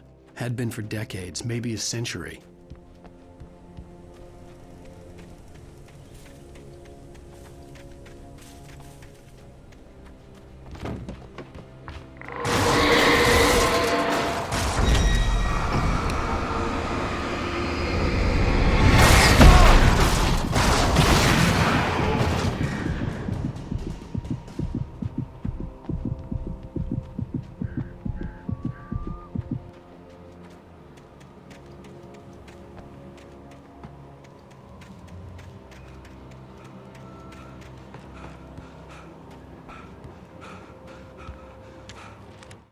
Things were never as simple in real life as in fiction.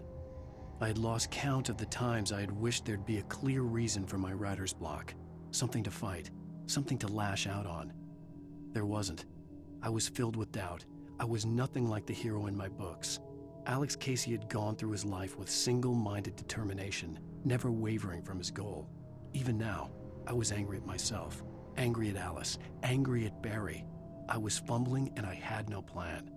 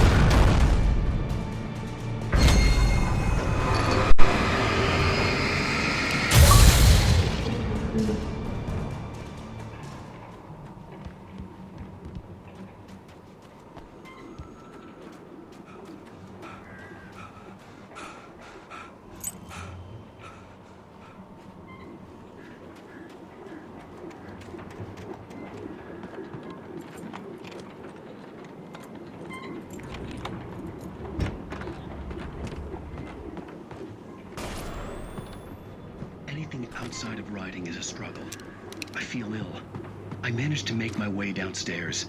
There's a shoebox filled with books and papers by Thomas Zane. It It's very hard to focus, but I managed to read some of it. He's a poet, and a good one. He writes of muses and creators summoning fabulous things from a magic lake.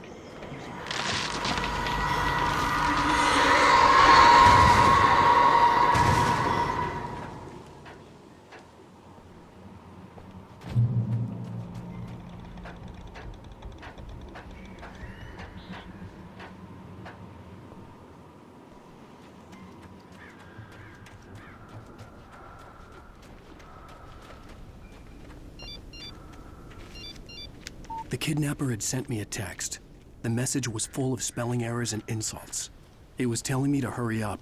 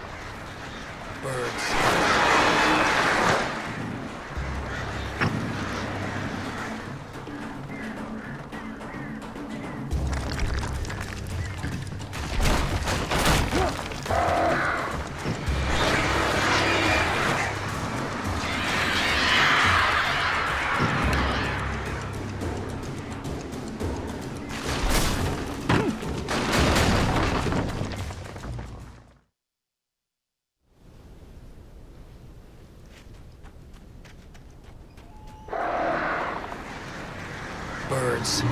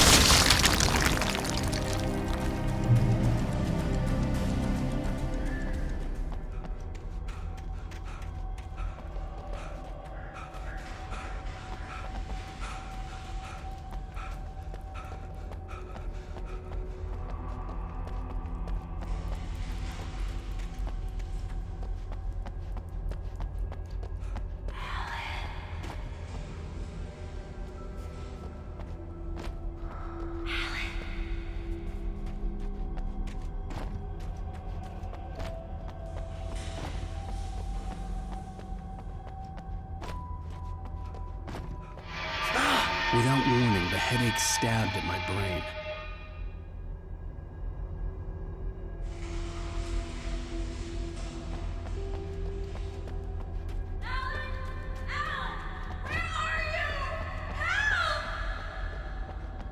Alice?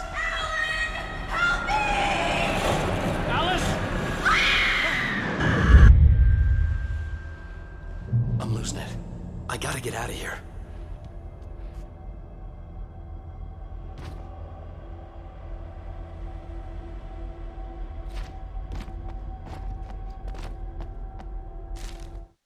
The hunters were big, thick-set men, confident and at home in the woods.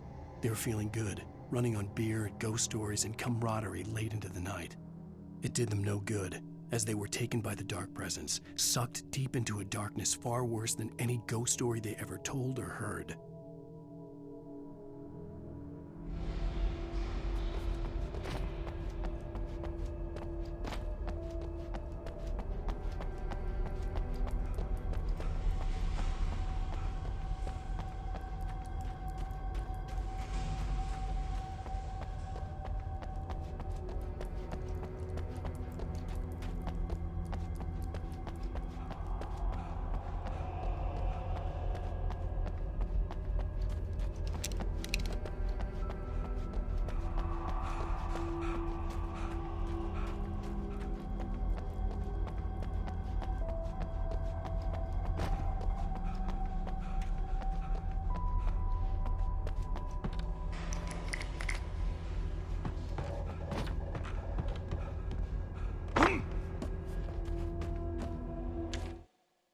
even behind the closed doors and curtains of his grimy room at the Majestic, the local motel. Nightingale could feel the locals' eyes on him, the unrelenting pressure of their judgment. He forced it out of his mind. For all he knew, they could all be under Wake's spell already. You do what you have to do to get the job done. He took comfort from the bottle in his hand. Please, he thought, just let me get through this.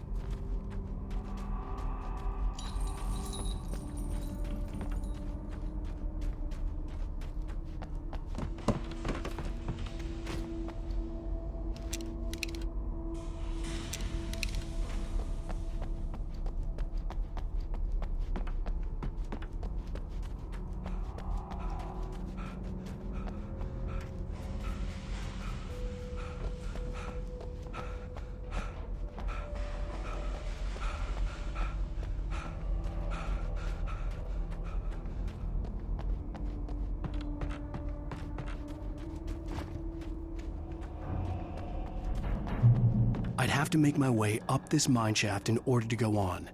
Maybe the machinery could help me with that.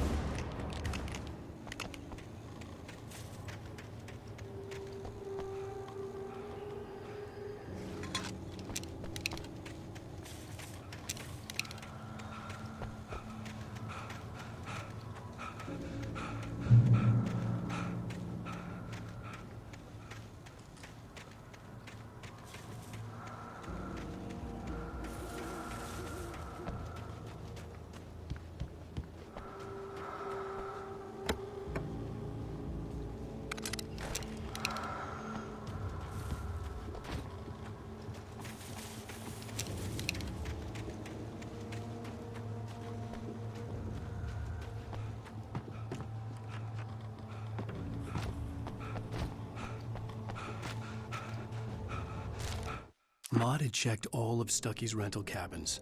There had been no sign of the Wakes. It was dark when he'd found their car parked at the end of the road by Cauldron Lake. It made no sense. They must have taken a wrong turn, but there was no sign of them, and the car had been there for hours already. Frustrated, Mott stood on the rotten ruin of the footbridge that had once led to Diver's Isle before it sank beneath the waves years ago. The boss wouldn't be happy.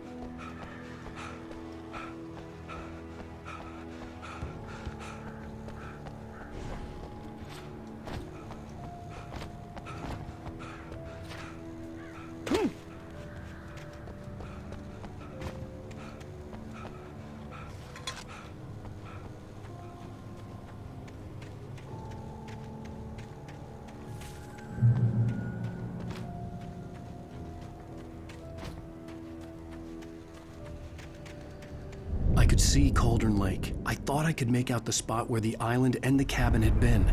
There was a light near it. It had to be a boat.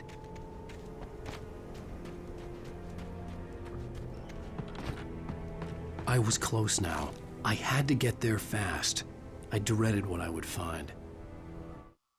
I tried to hold on to Alice, but her form melted away. I was losing control. Dr. Hartman stood in her place. I wanted to hit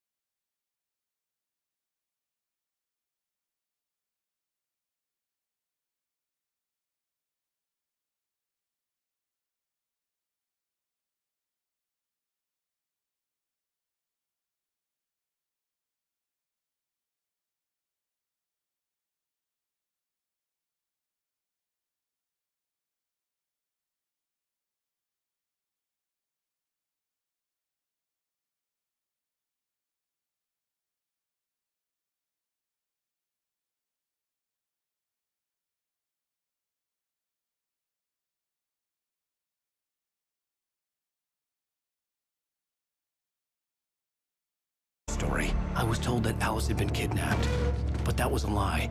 We don't have his wife. We don't know where she is. Her purported kidnapper was eaten up by the dark presence before it attacked me.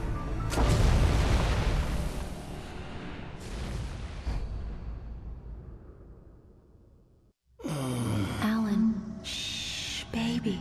It was just a nightmare. Alice. There you go, Alan.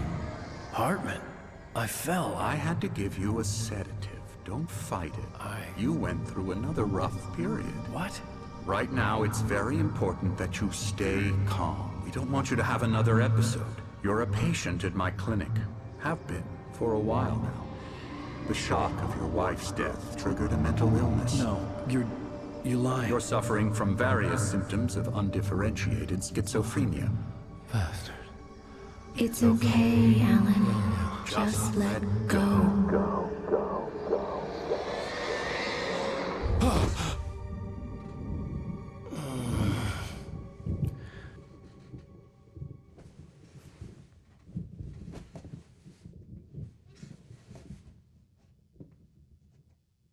I felt groggy.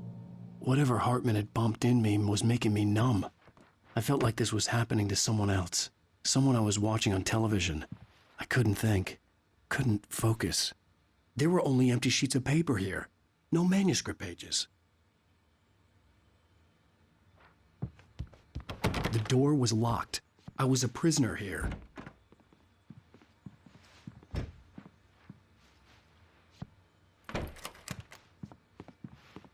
Good evening, Alan. Are we feeling better now? Feeling calm? Yeah. I see you brought your pet gorilla with you. So sure, I'm calm. I get the message. Loud and clear. Why, right. That's the spirit. You're being very brave, Alan. I understand you're confused. I would be more concerned if you weren't suspicious of me. I don't blame you for it. Big of you. Now, why don't you come with me? We'll reacquaint you with my clinic and go over everything you might have forgotten. Little walk and some fresh air? Yes, it will do you good. This corridor is for patients. Most of them aren't here right now. Jack took them out for a fishing trip, except for the ones who are particularly vulnerable, of course.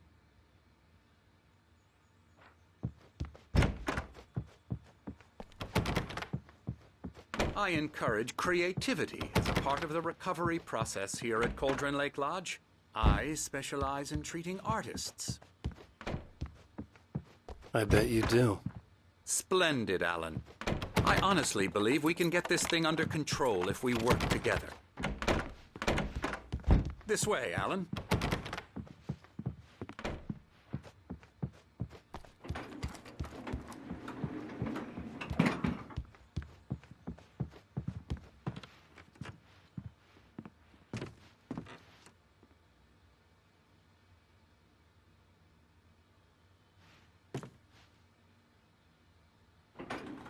Now, Alan, from past experience with you, I know I need to get right into the heart of the matter as quickly as I can after an episode. So I'm just going to say this. Alice is dead. No. You're in a very vulnerable state until you understand and accept this. Alice drowned, and you couldn't face that. You're suffering from hallucinations, paranoid delusions, unusual thinking, an obsession about light and darkness, a feeling that everything revolves around you, your thoughts and dreams. Your mind has constructed an elaborate fantasy scenario in which your writings are affecting reality. She has been kidnapped and supernatural forces of darkness are trying to stop you. We go this way, Alan. I wasn't ready for another shot, so I went along with it. He had to be lying. But under the influence of the drug he had given me, I had to fight not to believe his words. It's all in your head. You've been making it up. Apart from the tragic accident with your wife, no one has been killed. Your delusions are just a manifestation of your subconscious mind trying to protect you from the too painful truth. Unless we fight the fantasy, it will return. I know the instinct is to resist me, but think about it. Doesn't this make far more sense than the insane supernatural conspiracy you have concocted in your mind? You're a skeptic by nature, Alan. We both know this. Everything can be explained logically.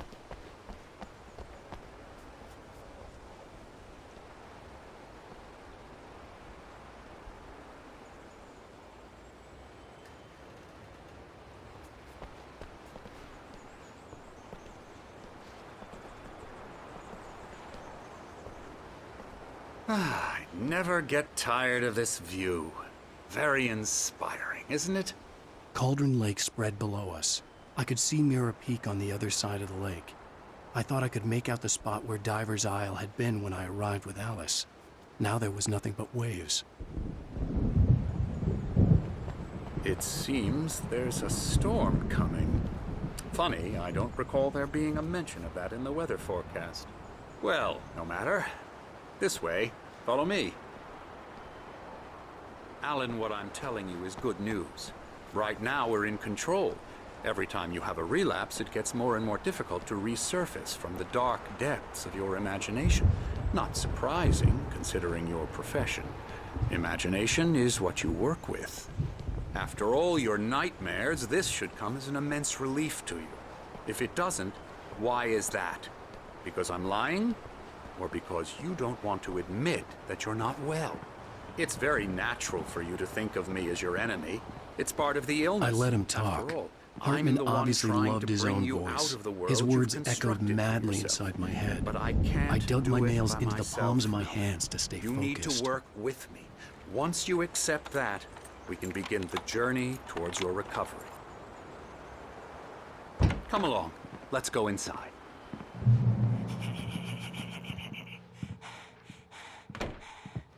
Here's the entrance to the office wing. That's for staff only. You were impressed by my trophies when you first arrived here. I do love to hunt. The great outdoors, man versus nature. It's wonderful stuff. Pretty damn wonderful, yeah.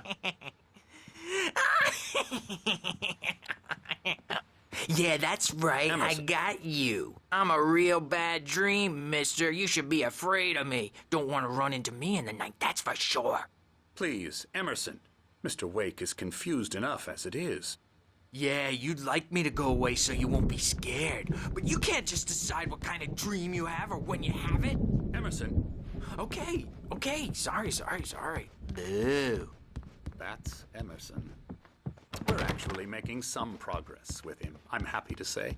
He works on video Elbow games. strike. It's trash, of course, but it does involve some small creative effort, which makes him receptive to my therapeutic methods. No kidding.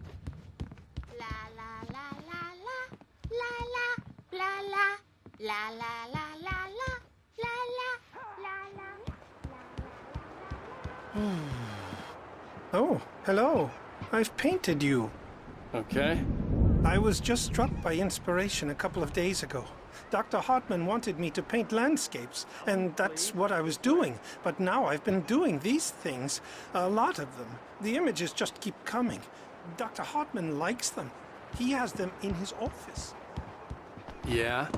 He's very proud of me. He says I'm getting much better. I think I'm getting better.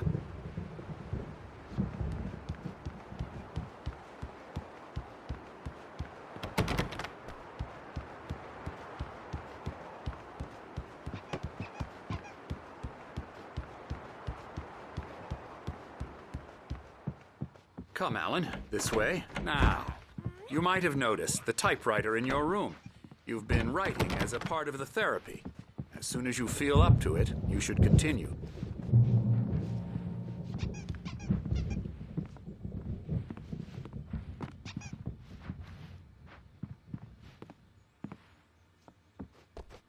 My rheumatism's killing me.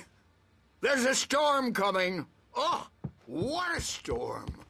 I hope it wipes this place off the face of the earth. And these two are the Anderson brothers, Odin and Tor. They had how should I put this? A heavy metal band in the 70s and 80s called Old Gods of Asgard. They even adopted new first names to complete the image of Viking gods. After the band broke up, they lived on a farm nearby. They are, well, in advanced stages of dementia. They're well cared for, TLC and all that. There's nothing more that can be done. I'm afraid that the rock and roll lifestyle has left its mark. Oh, that won't do. I'm so sorry to cut this short for now, Alan. The power has been acting up. I'd better go check on it. We'll continue this soon. Meanwhile, when you feel up to it, return to your room and try to write. It really is for the best. Don't you think? I'd like to bash his head in with a hammer. Oh, he'd love to fish out our secrets, but he has no clue. He's not crazy enough. Not crazy like us, Sonny. Yeah! Being crazy's a requirement, Sonny. Who else could understand the world when it's like this? It takes crazy to know crazy. That's the sanest thing I've heard in a while. Zane! You're all right, Tom. Hey, we like him, don't we, bro? He's got to go to the farm. The Anderson farm. Valhalla! We wrote it all down, lest we forget. A crash course. All you need to know to get your head right. You need to find the message. Here, Sonny, here's something for you. Gave me a rash, but I kept it safe from these bastards. Zane could feel the poems, taking form, shaping things. As he experimented, he imagined he could almost feel the power surging through the keys of the typewriter. It exhilarated him. But there was fear, too. If not for his young assistant, Emil, he would have given it up. But Emil convinced him otherwise. He, too, had a way with words.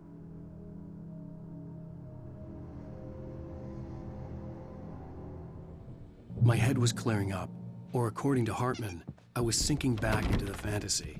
I was convinced he was lying to me about everything. Crazy or not, the Andersons made more sense. Tom, got any booze on you? Yeah, no. We Sorry, have a guys. stash of the special stuff at the farm. Our own formula. Local ingredients. Medicine clears your head right up. Makes you remember like moonbeams on the brain. Oh, I just noticed. Leather patches on the elbows? That's not very rock and roll. Tom just lost is all. Baba Yaga got to him too, the damn witch. She used us all. Taken from all of us. Took my thunder, the witch. And my ravens. What were they? Memory and thought. The hag. She took something from you too, didn't she? That's what she does. We're better off. This place, the lake, it gives you power. If you're a creator, an artist, haga. Nightmare shifted in their sleep in the darkness of the lake.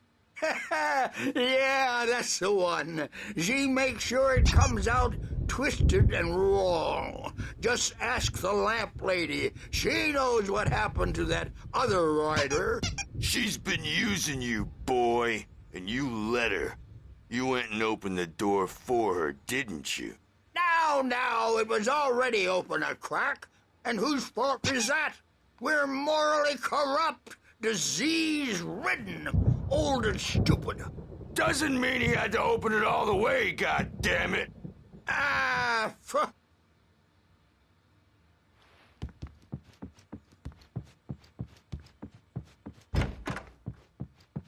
a bad dream, and you can't wake up. You can't hurt a nightmare because all dreams. You may need a hand here later on, Birch. The storm's bound to make you-know-who jumpy. You know how they The get. doors were locked. Gotcha. Hartman and Doc's the got me nurses looking would at have Wake keys, here, but there was no way to get my hands on them. I'll do that, Birch. Something's wrong. I'm not myself.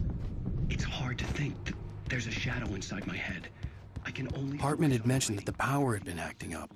Maybe that was the reason for the generator and the work light on the balcony. The generator hadn't been activated, and there was no key. I saw her again. She's not human.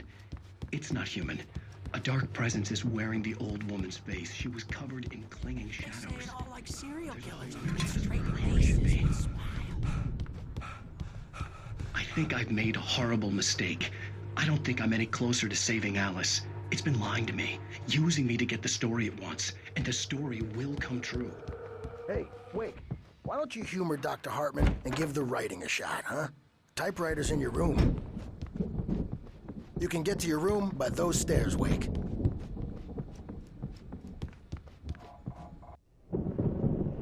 The white glare of the blank page in front of me hurt my eyes. My hands began to shake uncontrollably. Everybody, calm down. Put that down. Bert, I need help. Hey, Wake, you stay here. I'm gonna go see what's up. You just keep doing what you're doing. Be cool, okay?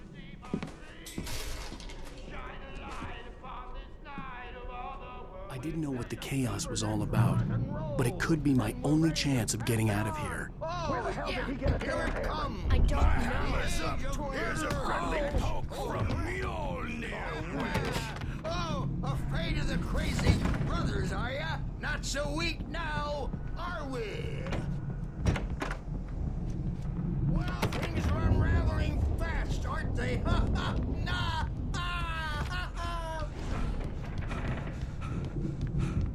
Sinclair looked bad. That wasn't a love tap. The crazy old fart hit her hard. If she was one of Hartman's goons, she had it coming. I had to get to Hartman's office. He had taken all my manuscript pages.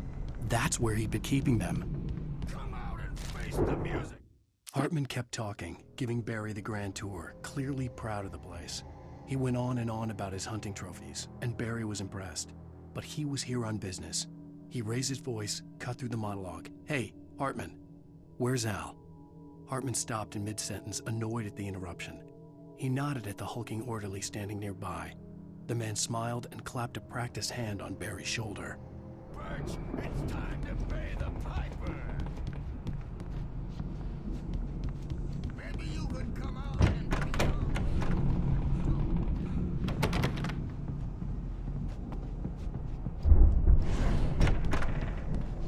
We were on the road, man. You think we haven't seen punks like you before? Mortal day.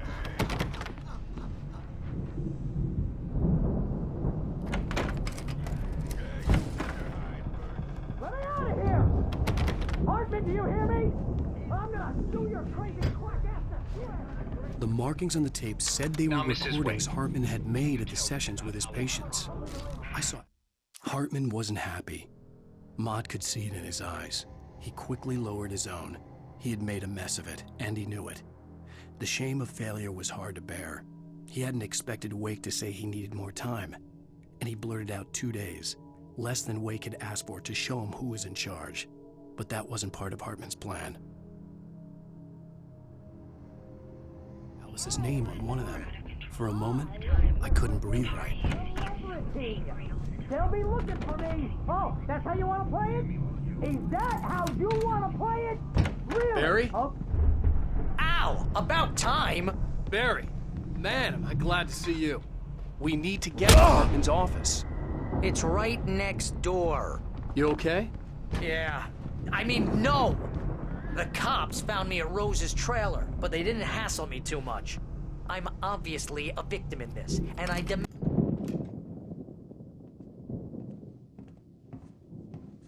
These were all the pages I had on me. And more.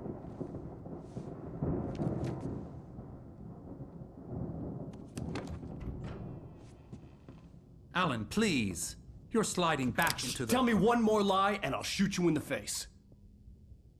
Ah, well, it was worth a shot. Really, Wake, come on. Let's work together on this. You have no idea... Hartman, shut up! Barry, get out of here. I'll catch up with you. Get a car.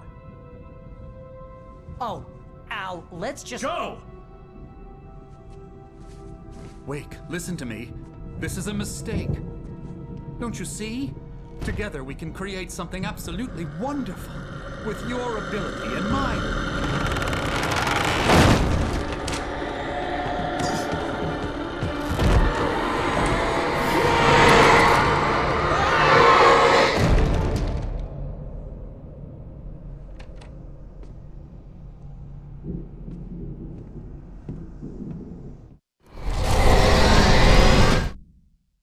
Hartman followed the fall of Alan Wake with his binoculars. When the rider hit the water, he ordered Jack to take the boat to him. The spot was easy to see in the dark, even with all the extra lights in the boat. The flare floated and kept burning even in the water. Jack turned the radio louder as the engine sputtered. The music was rough and clanking, something the Anderson brothers would no doubt have enjoyed. But Hartman chose to ignore it. Wake was finally within his reach. The dark presence got on me in a moment. I had to find a way out.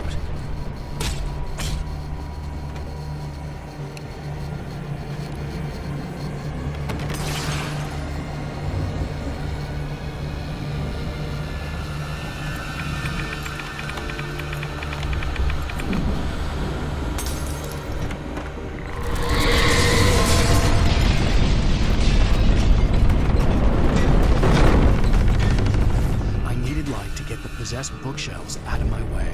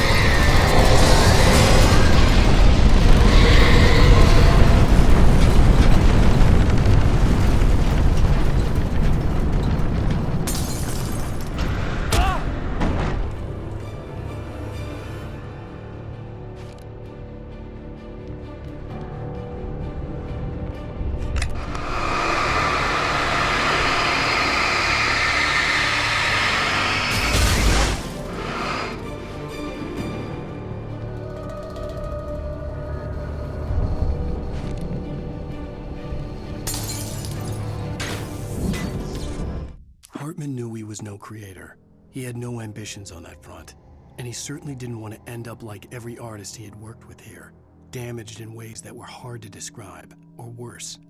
It was enough for Hartman to maintain creative control and provide direction, to be a producer. That was what most of these people were in need of anyway. Of course, suitable subjects were few and far in between.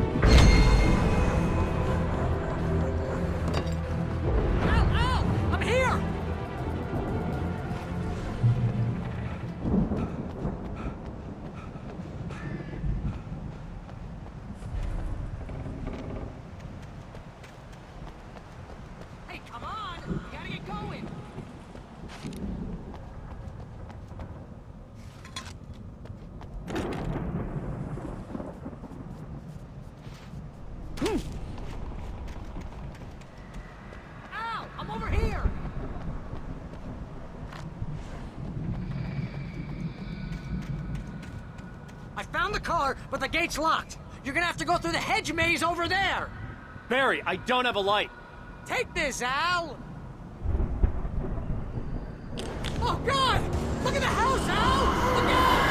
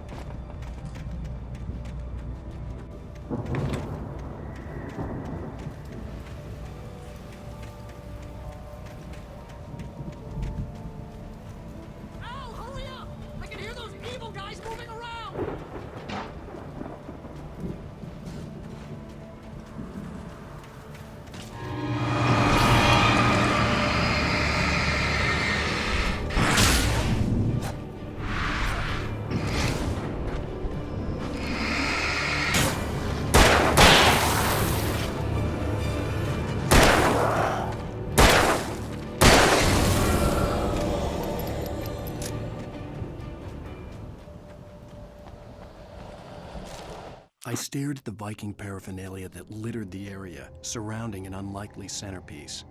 A full-size stage complete with an impressive sound system with all the trimmings, including a dragon. It took a special kind of crazy to build something like this in a remote field. When the sky split open with a deafening boom and the music started blasting, it felt strangely appropriate.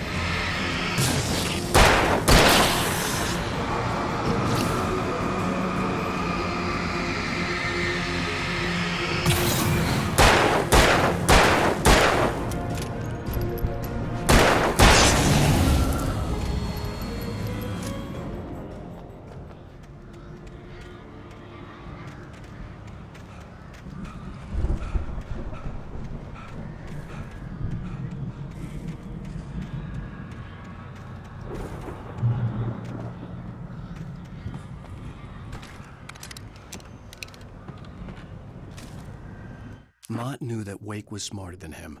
Wake had more money, a beautiful wife, everything. And Hartman said Wake was important. That made him better than Mott. But Mott was calling the shots now. He'd expected Wake to whimper and grovel, but instead, he seemed willing to fight.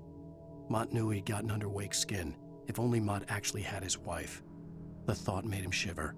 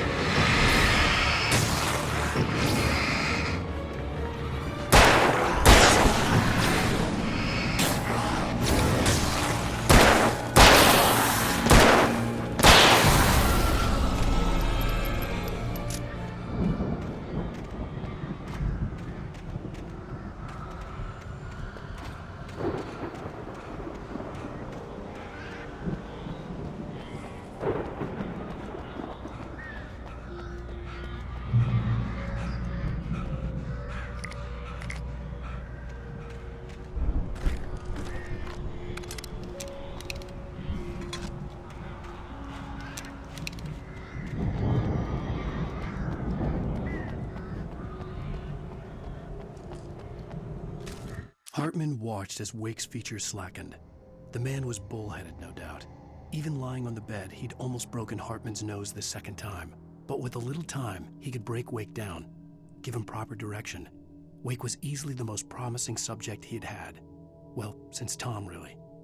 "Sleep well, Alan," Hartman whispered with a smile. "Let me take care of you." He sniffed hard to clear his throbbing nose, swallowed blood, and barely tasted it.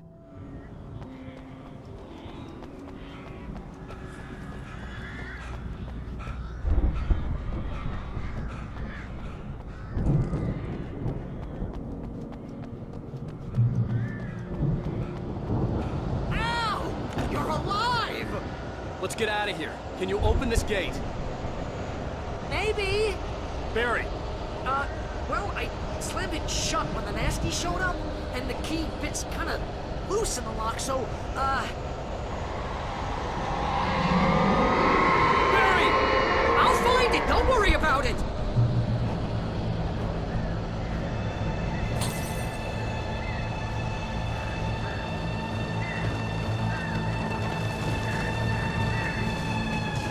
up, Barry! I'm on it! I'm on it!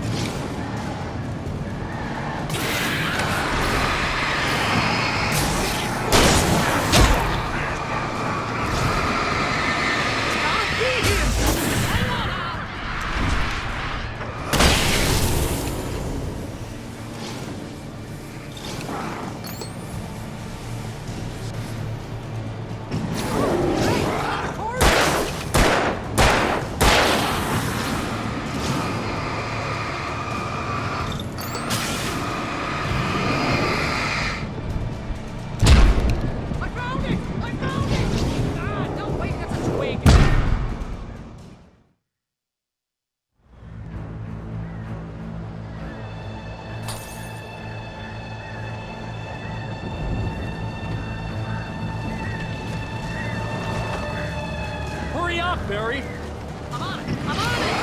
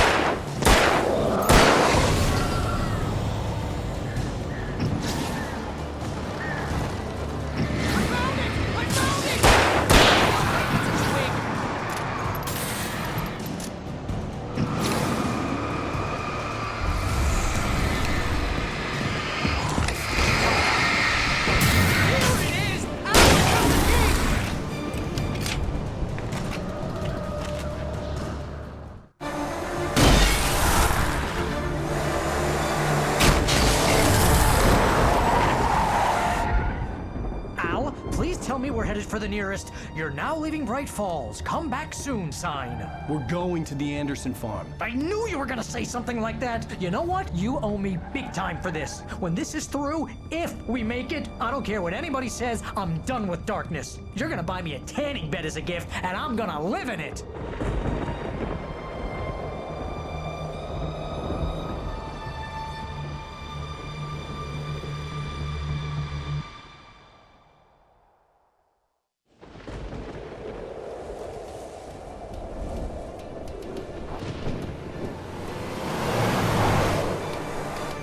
I'm crazy, but that's fine, Barry. Oh, you got that right, Al. You're barking mad. You are by far the craziest. But maybe that's inevitable when you deal with crazy stuff like this. It helps. This is happening, Barry. Alice, they never had Alice. She's trapped in the darkness at the bottom of the lake, but she's not dead. Al, how can you know that? I know, Barry. I can... Al, No, listen. I can bring her back. I can find her. There's something special about this place. The lake, it does something to the works of art created here. It makes them come true.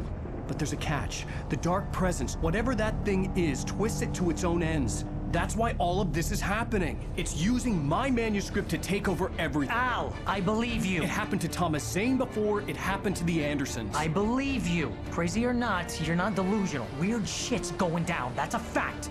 I'm on board, man. I'm with you. The Andersons knew about it, but they were too far gone to tell me with all the drugs they were on. But they wrote it down. There's a message somewhere at their farm, Barry. We just need to find it. Look out!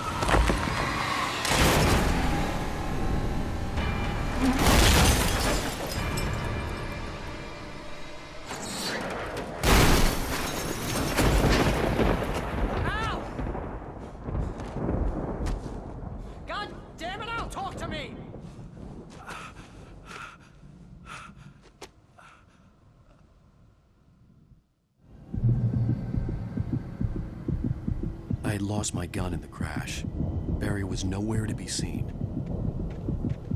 Barry! Barry!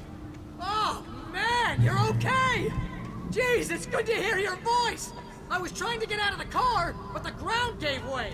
Man, what a drop! Don't worry, your cutout is fine.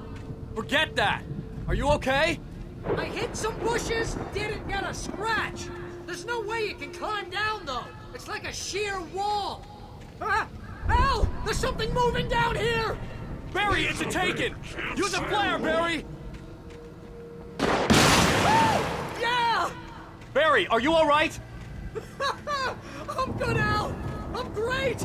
Guess you never messed with anyone from New York City before, huh? You're gonna have to find your way around to the farm, Al. I'll be waiting. Barry, just wait for me, okay? Al, I'm not staying here. It's suicide. I'm going to the farm. I'm gonna go ahead and secure the area. You can catch up.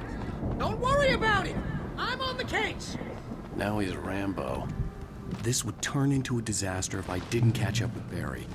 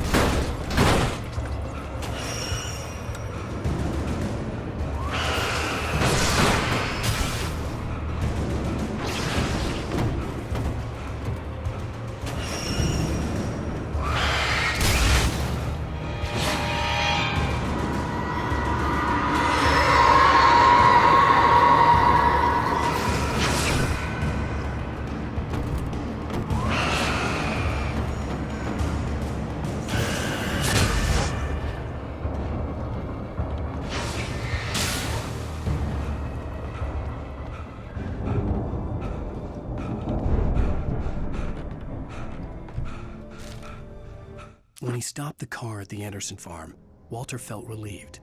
Oblivion was close at hand. The brothers wouldn't miss a jar of moonshine or two in the booby hatch. But then he saw the man on the porch, and he knew who it was. Driving for his life and knowing it was useless, he didn't realize he was crying until he couldn't see the road for the tears.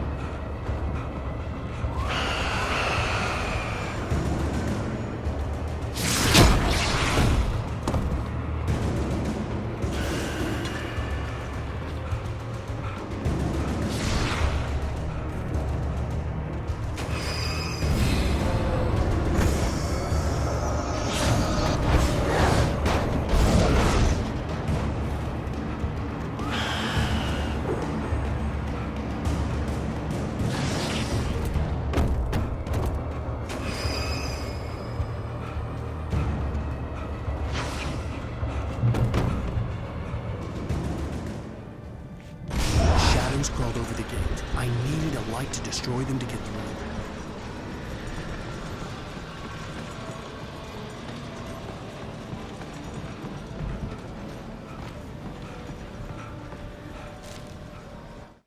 Agent Nightingale stared at the passed-out rider. The man was sleeping off one hell of a night. Nightingale felt a stab of envy at Wake's oblivion, but he had a job to do. He put the gun to Wake's head and almost became a murderer. His hand shook and his throat felt tight and dry. Biting his teeth, he tried again to pull the trigger. He lost the nerve. Wake stirred. Nightingale would have to settle for an arrest.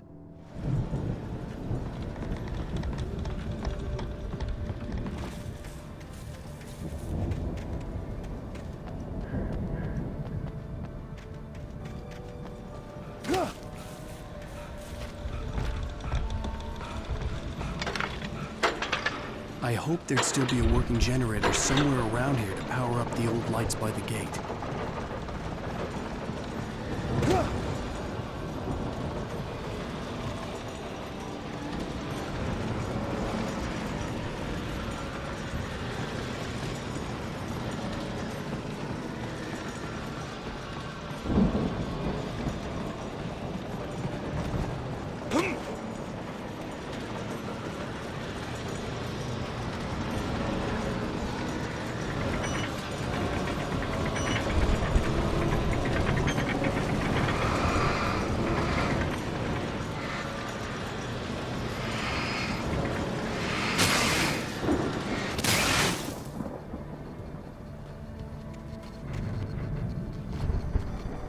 I could sense the movement in the woods ahead. Facing the enemy without a weapon was dangerous, but I had no choice.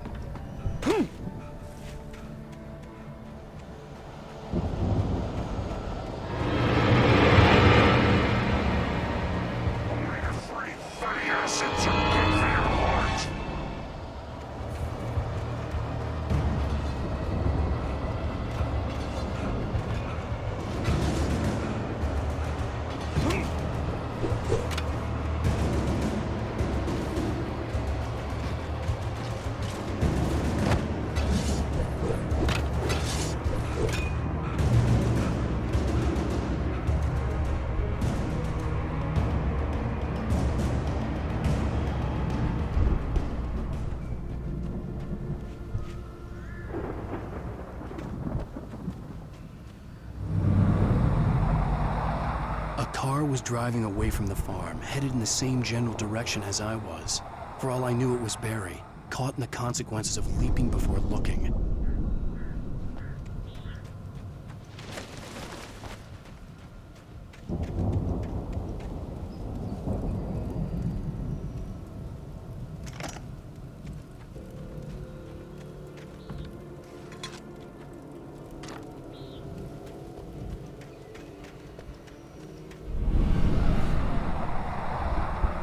The car was heading for the cabin up ahead.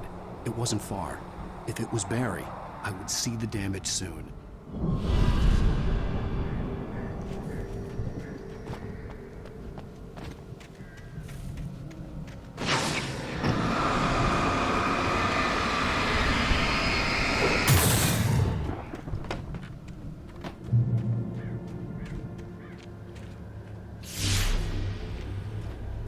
I'm trying to deliver each page to the right time and place.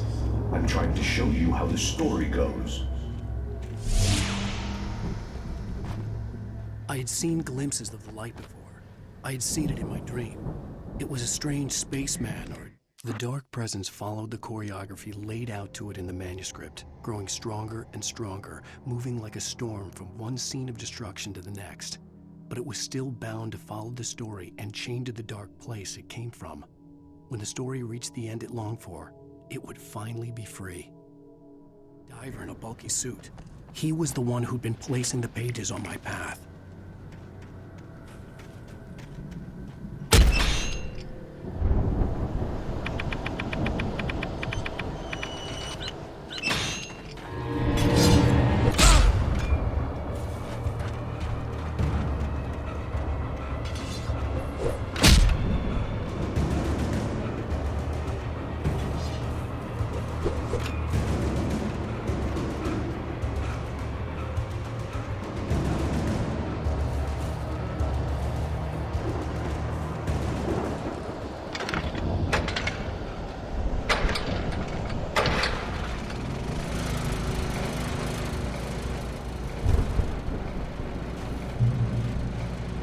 The storm raged on as the Anderson brothers walked unsteadily away from the clinic with the other patients in tow, knowing that this time they wouldn't return.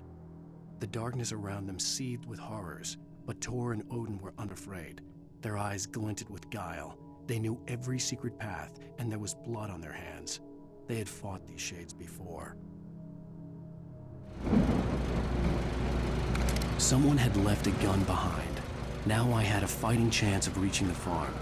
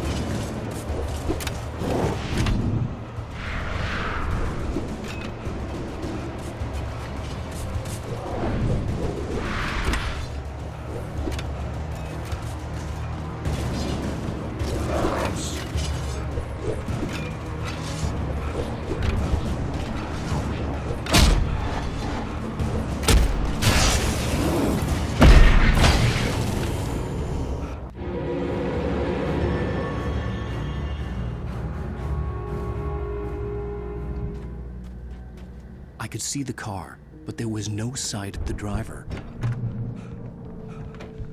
Hello? Anybody here? Barry! No! Danny, you're not! Please! What are you? No! Don't! I'm sorry!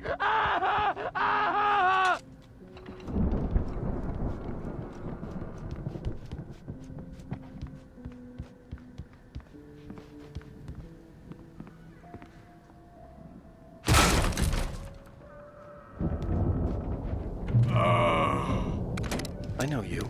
You were in jail the other day. I went to the farm again for the moonshine, you know? It makes you see. They're not gonna miss it. They're in the loony bin. My buddy, Danny, I lost him. Something's gone wrong with him. It's not him. Like a real bad follow-up to a real good movie. The best friend's suddenly the bad guy. I've run through every possible course in my head. If I continue like the Dark Presence wants me to, the story I'm writing won't save Alice. It's a horror story, and it's going to kill her, and me, and everybody in this town. No one will survive. Darkness will consume everything. This is what it's wanted all along. It will be free, unstoppable. It used Alice to get to me, dangle her in front of me. I'm never going to release her. I'm going to change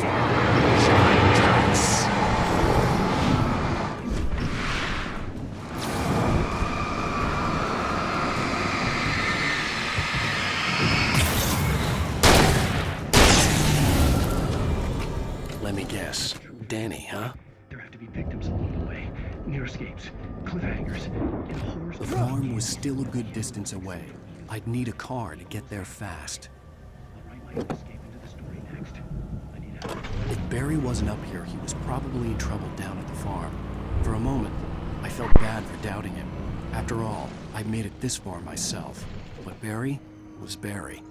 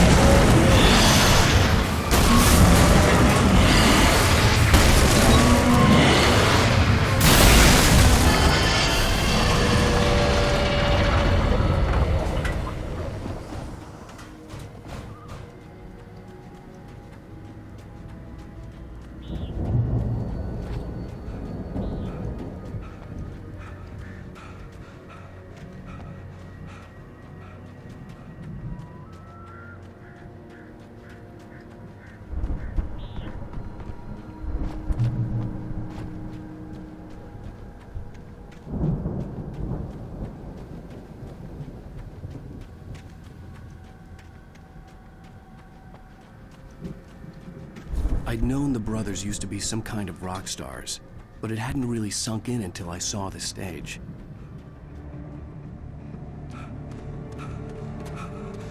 Al! Run! Incoming! There's too many of them!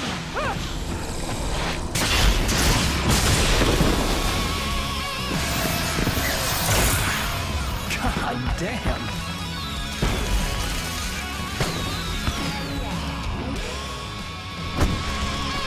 I'm so glad you decided to go it alone, Mr. Bronson. Shut up and shoot! Al! We have to fight them all! I can set off more of the fireworks from here and help you out! Hey, Al! Did you notice there's a lot of ammo and stuff around? This place is stuck! Al, hold on! I'll try to get the stage lights on!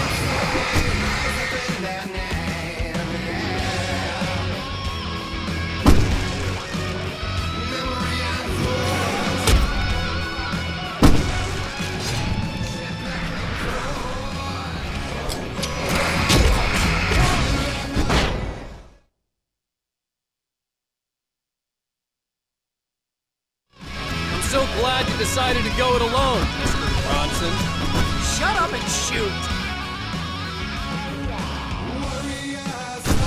Al! We have to fight them all! I can set off more of the fireworks from here and help you out! Hey, Al! Did you notice there's a lot of ammo and stuff around? This place is stopped! Al! Hold on! I'll try to get the stage lights on!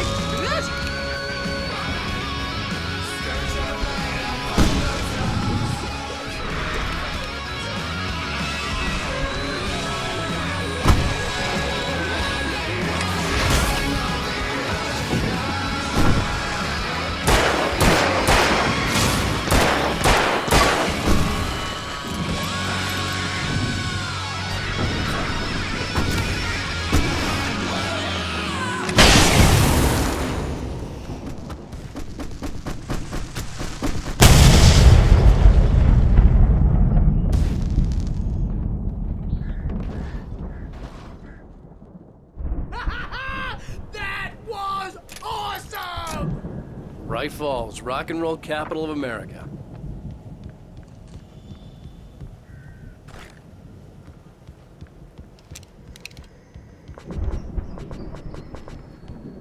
Hey, Al! This way to the farm!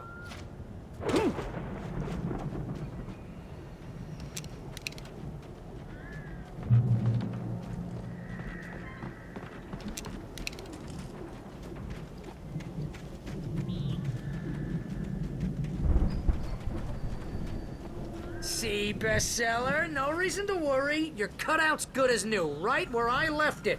I'll come back for it once we have the place secured. Yeah, that's been my biggest worry all this time. We need to get this thing moved out of the way. This is as far as I got before they ambushed me.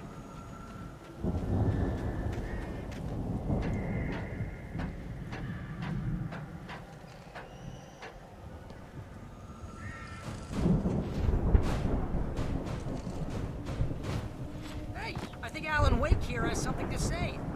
What's that, Al? I'm Alan Wake. I'm always right about everything. And if I don't get my way, I'll sulk all day long. I'm always intense and moody. It makes me very attractive and mysterious. Right now, I'm just standing here because I need my best friend Barry to carry me. But that's okay. I can just take him for granted. I think I see what you did there. Yeah, it was pretty good. You want me to do my imitation of Barry Wheeler? No? Thought so.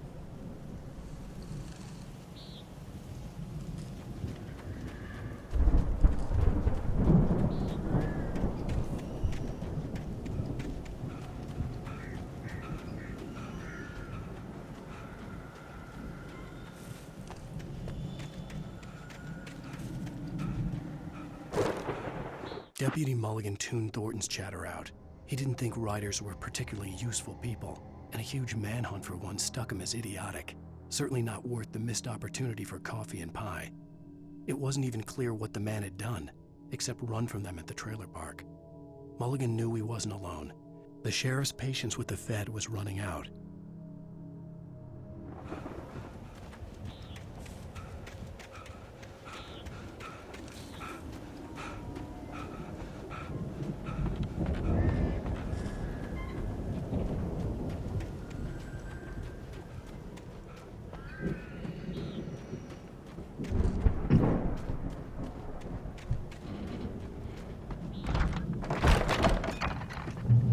Wow! You look at that thing, Al? They really went all out with this Viking crap, didn't they? Look at all this stuff. They must have done okay for themselves. So how come I never heard of these guys before? And this from the guy who learned about Ozzy Osbourne through reality TV?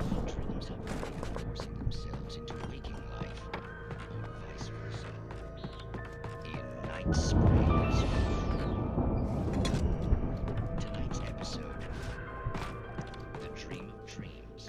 That's by someone else. We join Mr. Jones as he explores the endless dreamscape, only to be brought to a sudden stop by a decidedly mundane situation. A long line of people. Hey, Jones, right? Listen. It's 1976. Madness reigns at the Anderson farm. Contrary to all logic, the headiest ingredient of their moonshine is unfiltered water from Cauldron Lake. The Andersons feel like gods. Odin can't stop laughing. He contemplates cutting his eye out. Tor runs across the field, naked, shrieking, hammer in his hand, trying to catch lightning. Their songs have power. Something ancient is stirring in the depths, coming back.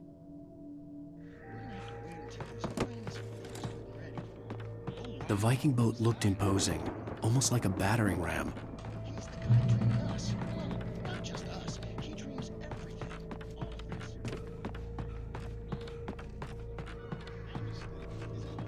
Isn't this great? Oh, yeah. Sure. Get real, pal. You're just...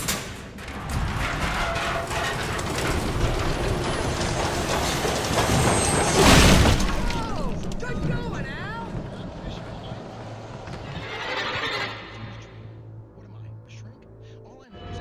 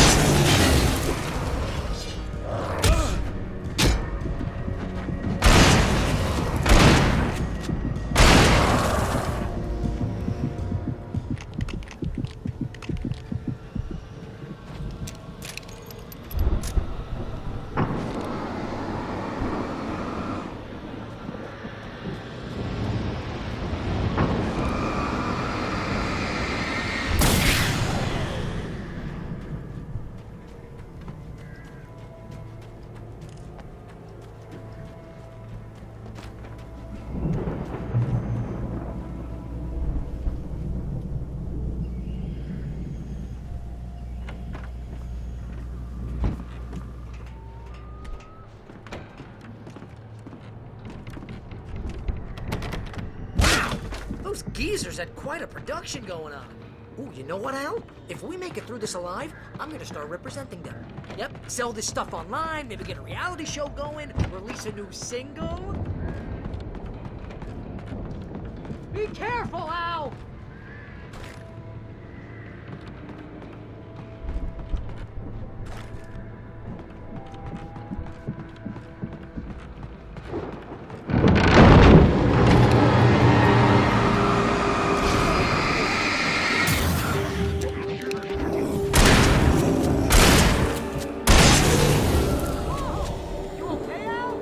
I'm good. Keep your eyes open, okay?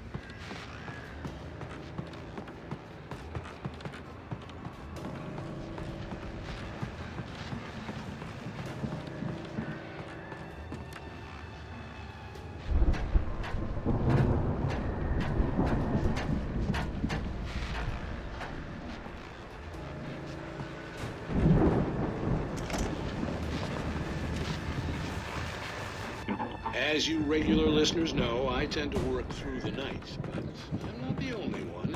Deputies Mulligan and Thornton are taking a couple of moments off their busy schedule to find me here in the studio. Boys, busy hard.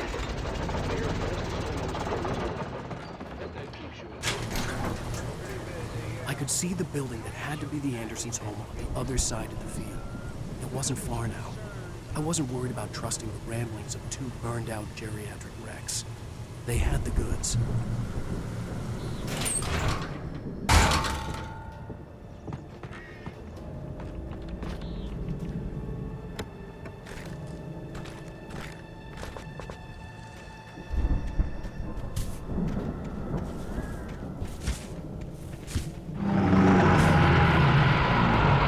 You've got to be kidding me.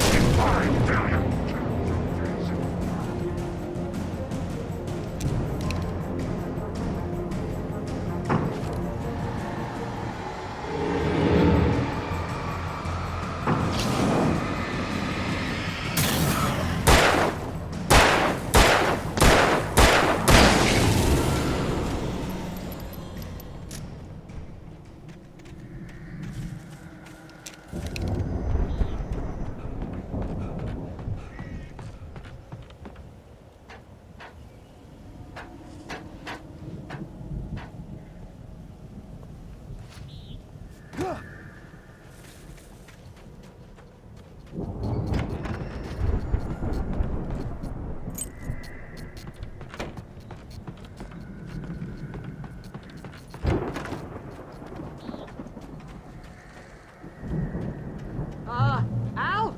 Is that you out there, buddy? Yeah, it's me. Hang on. Hey, let's go, man.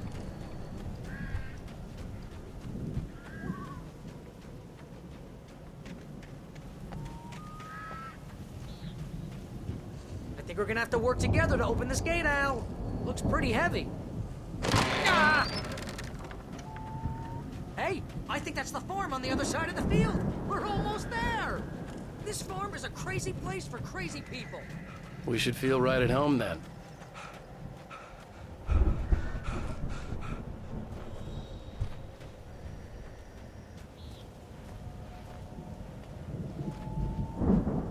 Come on, one more gate. Let's do this thing.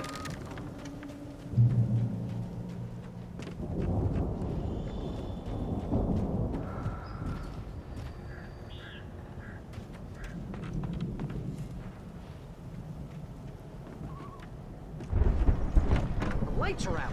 I guess we better check the fuse box.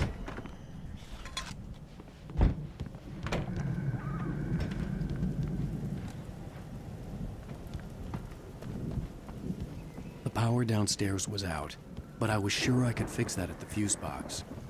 The power downstairs was out, but I was sure I could fix that at the fuse box.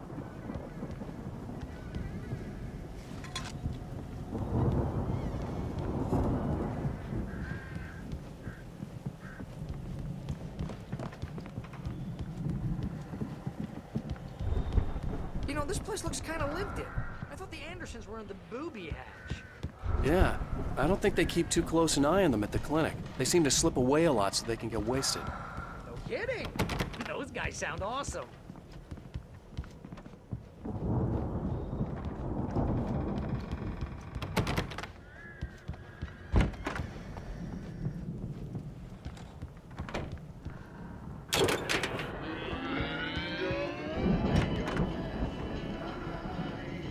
Can you hear that, Al?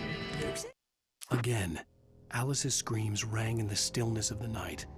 I saw myself run toward the cabin, flashlight in my hand. I followed my past self. I was an out-of-body observer, a time traveler in a crazy drunken dream. This was the beginning. The night Alice had disappeared. The mystery of what had happened during the missing week was about to reveal itself.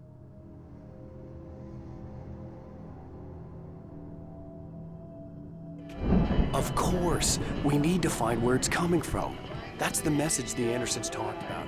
That's the whole reason we're here. Lady of the Light? Oh, that's gotta be what's-her-face, the crazy lamp lady from the town. Cynthia Weaver. Right. Must be.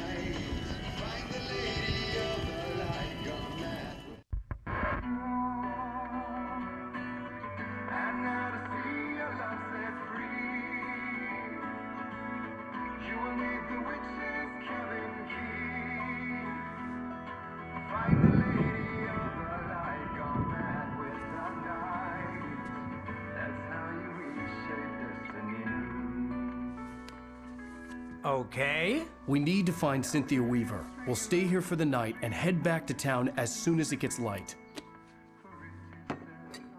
Hey, Al. Lots of hours before dawn. Might as well get some rest. And by rest, I mean drunk. Come on, Barry, this is... Yeah, what the hell?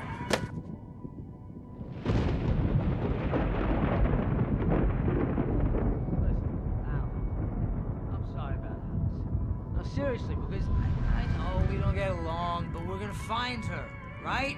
And even though you're a crazy bastard, I'm gonna stick by you, no matter what, ever, Al. Sure, like a brother. I'm a writer, goddammit. Correct.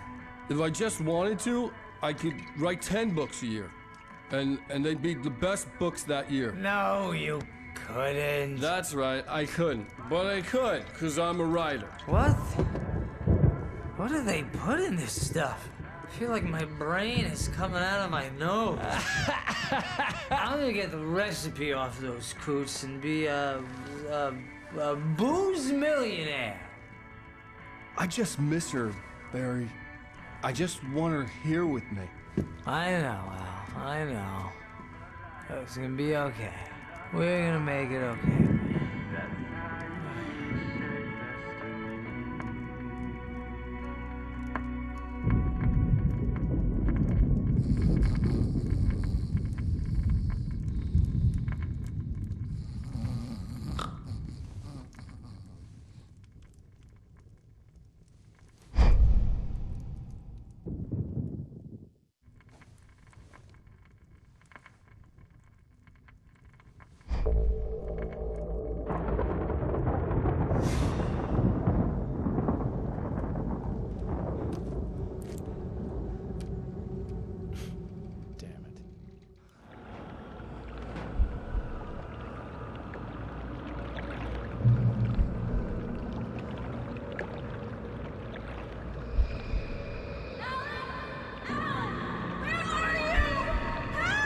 Alice, I'm coming! It's all right! I'm coming! It was a crazy drunken dream, and yet it was more than that. It was the truth, a suppressed memory unearthed by the Andersons' moonshine. I was there, an out-of-body observer. This was the night Alice and I had arrived at Bright Falls, the night Alice had disappeared. I had a chance to find out what had happened. I remembered being surprised to see the cabin dark. Alice would have never turned the lights off.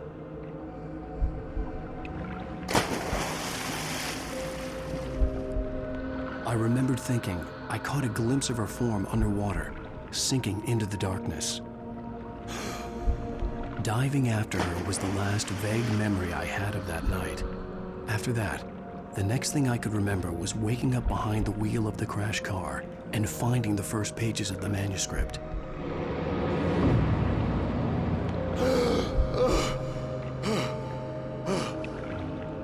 I couldn't find her in all that blackness. I must have thought she drowned.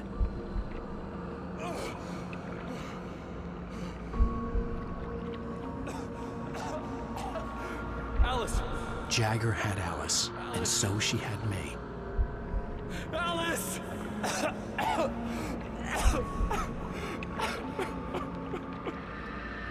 I'd been easy prey. Look at the cabin. Is there someone in the window? Alice? Maybe she didn't drown after all. Maybe she's inside. Alice! Yes.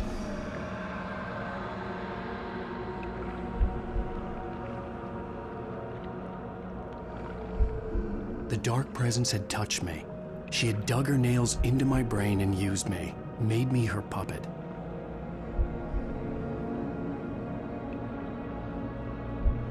She must be here somewhere. Maybe upstairs in the study. Alice! Yes, that's where she is. You can apologize.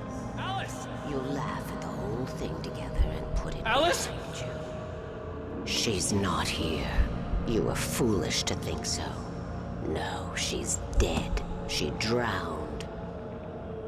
No, no, no! It's your fault your wife is dead. You are guilty. All she wanted was to help you right. You killed her. Ah! Oh, hush. There's still hope. Cauldron Lake is a special place. Here, you have the power to change things. She wanted you to write. I will tell you what to do.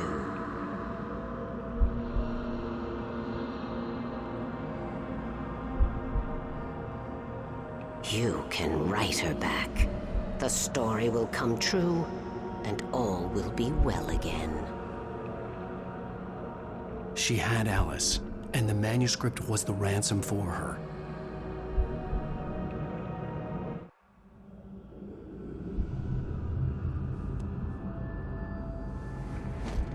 Yes. All right. I'll fix it. I'll bring her back.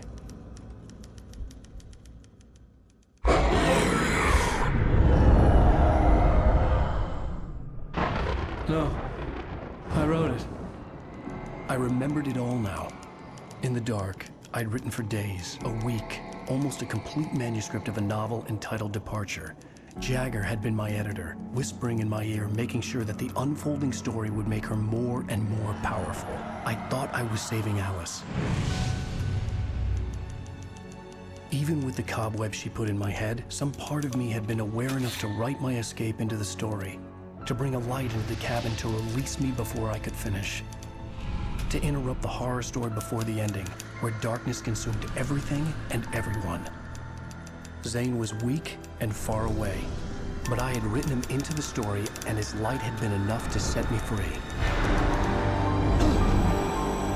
It isn't here now. I'm here because it was written. I brought the light to set you free.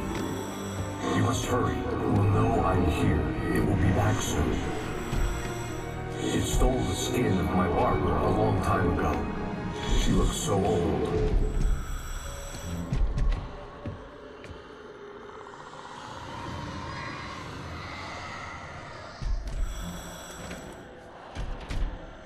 I had woken up, confused and groggy, my mind consumed by darkness and fear. All I could do was to escape.